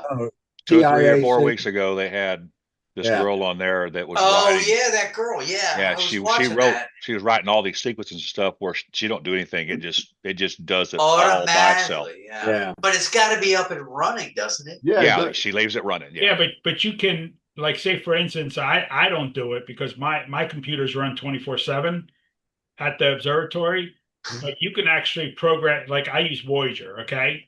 You can Voyager will actually turn your computer on. Yeah. Okay. And wait till it's all, and it sets all those times up and then just keep going. And then at the end of the night, when it's astronomical light, is it, whatever it's called? Yep.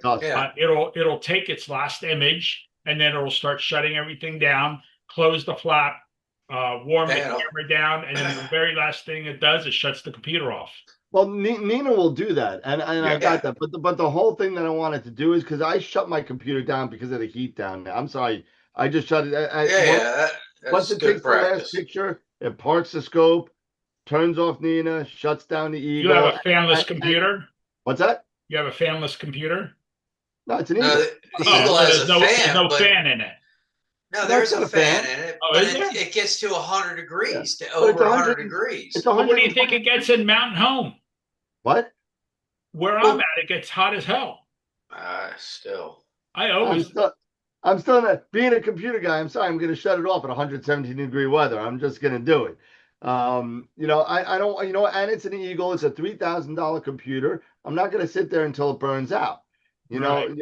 I'd rather turn it off. I turn it off. I turn off my Casa power strip. It shuts everything down, and it turns everything back on at like 6 or 5 o'clock, 6 o'clock at night, right? So it turns everything on. It turns the Eagle on. The Eagle goes on, but Nina won't start. I got to go in there. I got to press play, and I got to run Nina. Once I hit play, I could go to bed.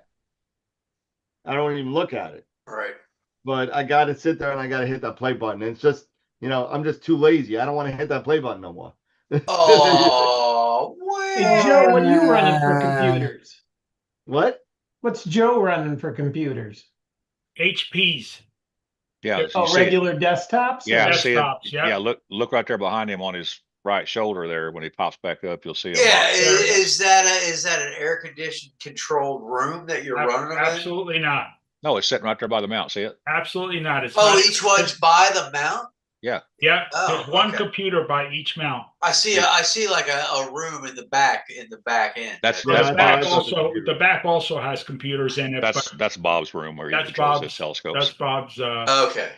So my computers are all at the mount, and it just makes things easier for me when I'm transferring files and all that kind of stuff. And it just works for me because what I do is I end up then in the morning when when I'm having my cup of coffee, whatever images that I take, I transfer them over to this computer here, which this here is a you know, an i9, you know, and I mean it's a hell of a computer. I love it, but I had, and like I said, and those computers there, they're all three of them, all four of them are i7s, okay, and they were like, I think they were like $800 each, okay, and now on each computer I have two external 2 terabyte drives, so everything goes on there, and that's it. And then you just transfer. Yeah, I can't And trust now an when you external drive. transfer, it, you wipe everything wipes out. You just do a straight transfer. I usually wipe everything out like after like 2 months or something like that. Okay. I'll go in there and I'll see what I have and what I don't have on this computer, and then I clean it up. Now, Joe, or Francisco, you say you don't trust external drives, or I can't, no, especially not exposed to the elements. I use these little like Intel. This one, I think this one's an Intel. The one attached right now to my main rig is a Ryzen, just like a little mini computer. Yeah. But I always get the ones that have 2.5 gig NICs, and then I run an Ethernet cable to the rest to my network, and then I have a server. I call it a server. It's just a computer with a really good processor and a really good graphics card that's got 100 terabytes. And so every single machine in Nina, I tell it, you write every single image to that server. So those computers only have maybe 256 gig little SSDs in them. But then I run everything there, and then from there I have, it's RAID 0 and RAID 5. So like it's very redundant. I can lose 2 hard drives in that array and I don't have to worry about it. But I don't, because the other thing is, like, when one of these craps out, because they're not the best. This is the name of this is all consonants, no vowels. I don't even know how to pronounce it. But that's the mini computer though, right? This is the mini computer. Its only job is go ahead and grab that image from the camera and go ahead and shuttle it off to the server. And it's running Nina, right? I run all that stuff, but I can't trust external hard drives, because like USB cables will take a crap at the worst time possible. Like there's always going to be something that breaks. I don't know. So I use those little Samsung little T7, T5, 1-2 terabyte little SSDs that I just plug into each computer that I'm using. I'm running 2 rigs at the same time, and they just download everything onto that. And when I'm next day, or when I want, or when I have a chance, I just unplug those, put them in my processing computer, and run off those. And they're solid though. I mean, I've never had an issue with them. There's a new one I got. Crucial. Crucial. Oh, Crucial makes great stuff. Yeah. Too. I used to always buy all my RAM from them. And but these little X10 Pros, it's 4 terabyte. That's pretty good. It's about the size of a credit card. What did you pay for that? B&H 230. That's a good deal. That's a good deal. Yeah, 230 for 4 terabyte. No, that's not bad. Hey, Joe, let me ask you a question about Voyager. Do you have just the basic Voyager, or do you have like the advanced? Advanced. Okay. Voyager. That one's like that one's like the $299 or $300 version. Yeah. Yes. Gotcha. And it's 30. I think it's $35 or $45 a year to renew for support. For support. Just for support, though. You don't have to have. No, you don't have to. No. So, but otherwise, it's $300 for one forever, time, and you get it forever. And then I had the Viking, which the Vikings are used to are connected to my web power switch. Okay. To control the 110 current. Okay. And then my other Viking controls my what's it called, Norm? The 4005i rig runner. Rig runner, Rig runner that controls all my 12-volt stuff and turns everything on and off. And it'll actually Voyager, and I'm sure Nina's just as easy, but actually like the drag strip that you can set up everything, and you can actually have it turn everything on like in sequence, stuff like that. And but yeah, it's nice. I mean, probably if I probably would have discovered Nina before Voyager, maybe I would have tried Nina out. But You just locked into Nina. You know, you're locked into Voyager. You're so used to it now. Voyager, I know it inside works out. great. Yeah. That's a I great know it program. inside out and stuff like that. Yeah, I remember when we had the guy on from Voyager and he did his whole presentation. Yep. I mean, it looks amazing, and It is. but it's very, very similar to what Nina does. It is. It does, but it's way more powerful. Voyager. Well, yeah, it did have some other intricacies within it that you're like, oh, wow. I will tell you though but I will tell you that the interface on the user interface on Voyager is a hell of a lot more friendlier than that on Nina. You think? Yeah, Really? I do. Okay. Yeah, because Nina, I man, didn't get that feeling. people are bouncing all over the place. You just go to tabs in Voyager, you know. Interesting. And yeah, I find it. I'm watching all you guys use Nina. That's better. And like I'm saying, I'm telling you that if I probably would have found Nina before Voyager, I'd probably be with Nina today. Yeah. But when I look at when I look at Dan's screen or your screen when you have Nina up, Yeah. the screen looks way too busy for me. It gets crazy. Yeah. There's too much going on. Voyager is user friendly. But you can make your screen what you want it to look like. No, I understand that. I mean, I understand that. It's just like I was saying to you. I was saying to Eric. I mean, I could set up the Sky X with my eyes closed, and I could set up Voyager with my eyes closed. I don't even. So I'm so used to it, and it's been so good to me that I'm not going to change. Right. No, Do they do I mean, go ahead. Sorry. I was just saying, do they do a free trial? This sounds interesting. Yes, they do. Yes, they do. Yeah. Yeah, they do. Check that out. I think. I don't know. I think. I want to say it's 90 days, Norm. Yeah, I think it's 90 days is what I days. did before I bought it. Yeah. And there's a lot of videos on his website to show you how to set everything up. Yeah. So before you even apply for the trial, look at the videos. So that when you watch the guy's presentation and see and 90 days is a great trial period because it gives you plenty of time because they know in Southern California that's like 3 clear nights. Yeah, well, in Northern Virginia, that might be 3 clear nights. So I'm reading here right now. It's 45. It's a 45-day trial. Yeah, 45. Okay, so that's still fair. It's still that's enough for you to figure out if you like it or not. Yeah. And in our case, Eric, since it takes the Sky X on a Paramount, it talks to the Sky X. Nice. Okay. But we choose it to have it talk to Sky X. Otherwise, it's got its own it's got its Player own One firmwhere. I mean, you can actually directly have it connect to the camera. But because can you get away with using just not the advanced but the base version? Absolutely. That's what I use. What the advanced gives you is the probability to schedule everything. Yeah. So like say for instance, in mine, I have something like 90 objects in the one computer, in the one, and the other one I only have like 5 or 6 objects. So what it'll do is it'll pick whichever object is optimum that's starting up at 30 degrees, and then it'll follow that through. And if it for some reason it starts at 90 degrees and it all of a sudden it reaches 30 again, then it'll go to the next object that it can pick up and start shooting that. So that's what the advanced gives you, okay? Where with Norm, the normal one, he can set up an imaging run on one image. Right. Okay. So you're basically setting it up to shoot for a night. Yeah. For a night. Yes. Can you set up so Norm, can you set up like multiple images like back to back, like in a sequence, or is it just one image flat out? One image flat out. One image flat out.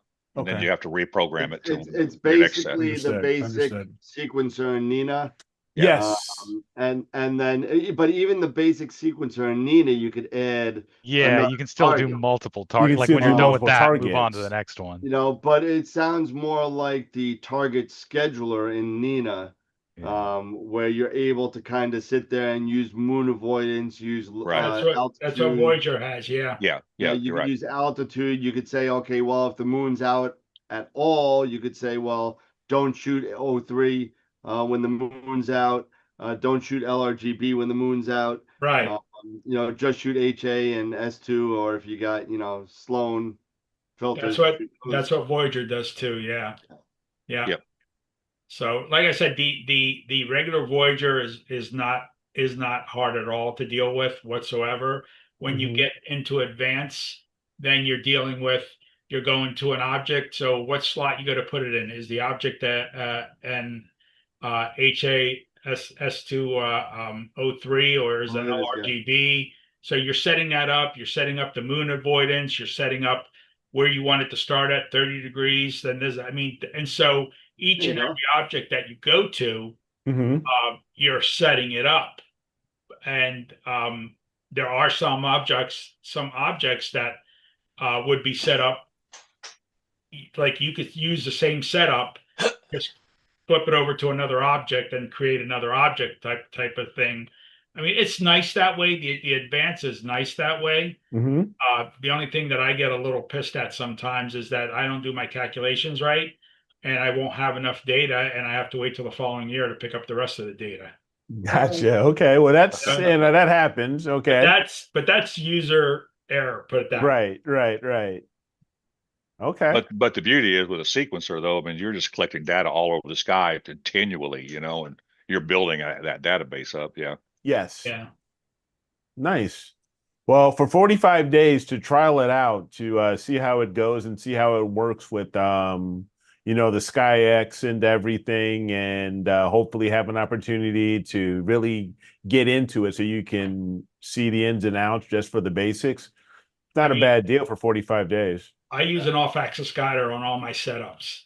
I'd be curious to see if Nina does eventually become communicable with SkyX. Oh, you may have to communicate with SkyX. Okay. Yeah. And like some people always say that, I can't get a guide star. I can't get a guide star. You know what? With Voyager, it has nothing to do with the program, but with my off-axis guiders, I have never, ever, ever had an issue not finding a guide star. No, I never have. Never. And then there are sometimes I see people, they can't find the guide star. And I'm like, what? I'm like, the sky's full of stars. How can you not have a guide star? Right. I have that problem. But do you really? Only because it's the stupid 2600 Duo. Yeah. And the filter set I bought came with 3 nanometer SHOs. And I was like, okay, this is just useless now. But you have the mono? Yeah, the mono. Oh no, I have the 2600 color. So I have that one as well. I like the duo. I don't use the filter wheel, but I be honest with you, I love the guide chip in that duo. I mean, it finds stars easily. Yes, with the duo, with the color, I haven't had any problems. I've got my whole collection of the SV Boney filters. I'm cheap, whatever. So that was the big controversy with the Duo. Yeah, right. Is the band pass, the tight band pass, the 3 nanometers, will it be able to pick up a guide star? Well, they were saying that 5 and above, you would. I've never tried it. I don't have one, but 5 and above. But when you live in light blue skies, like I've definitely, and obviously Francisco is, and we're using 3 nanometer bandpass. There's no. I'm also chalking it up.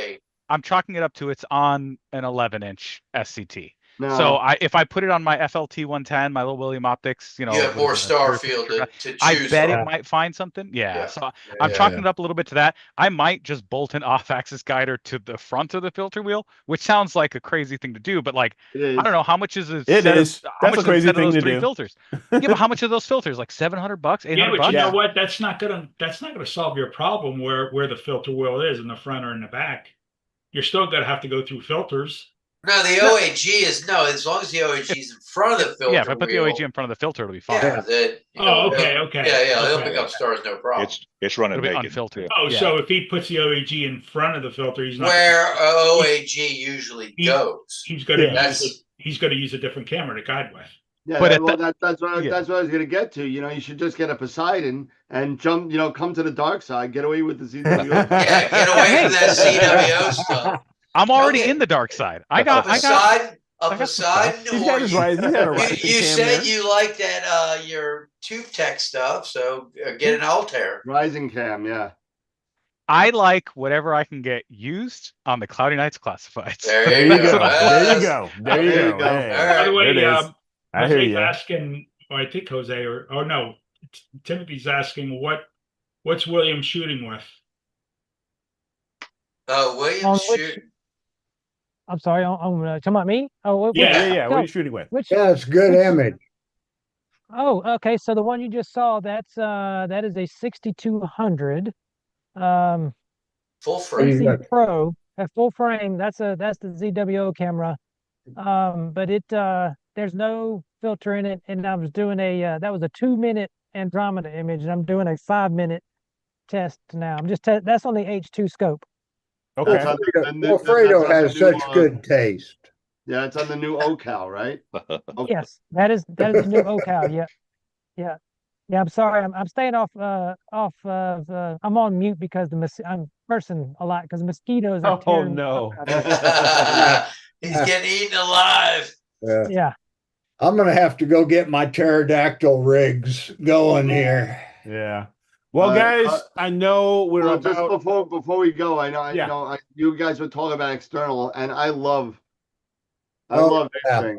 Oh, is that the one, the M2 external? Oh yeah, those are great too. Yeah, I'm like Daniel. I only build my own externals, and I still, even then, I'm like, I don't know if I can trust it. It gets too wet here at night.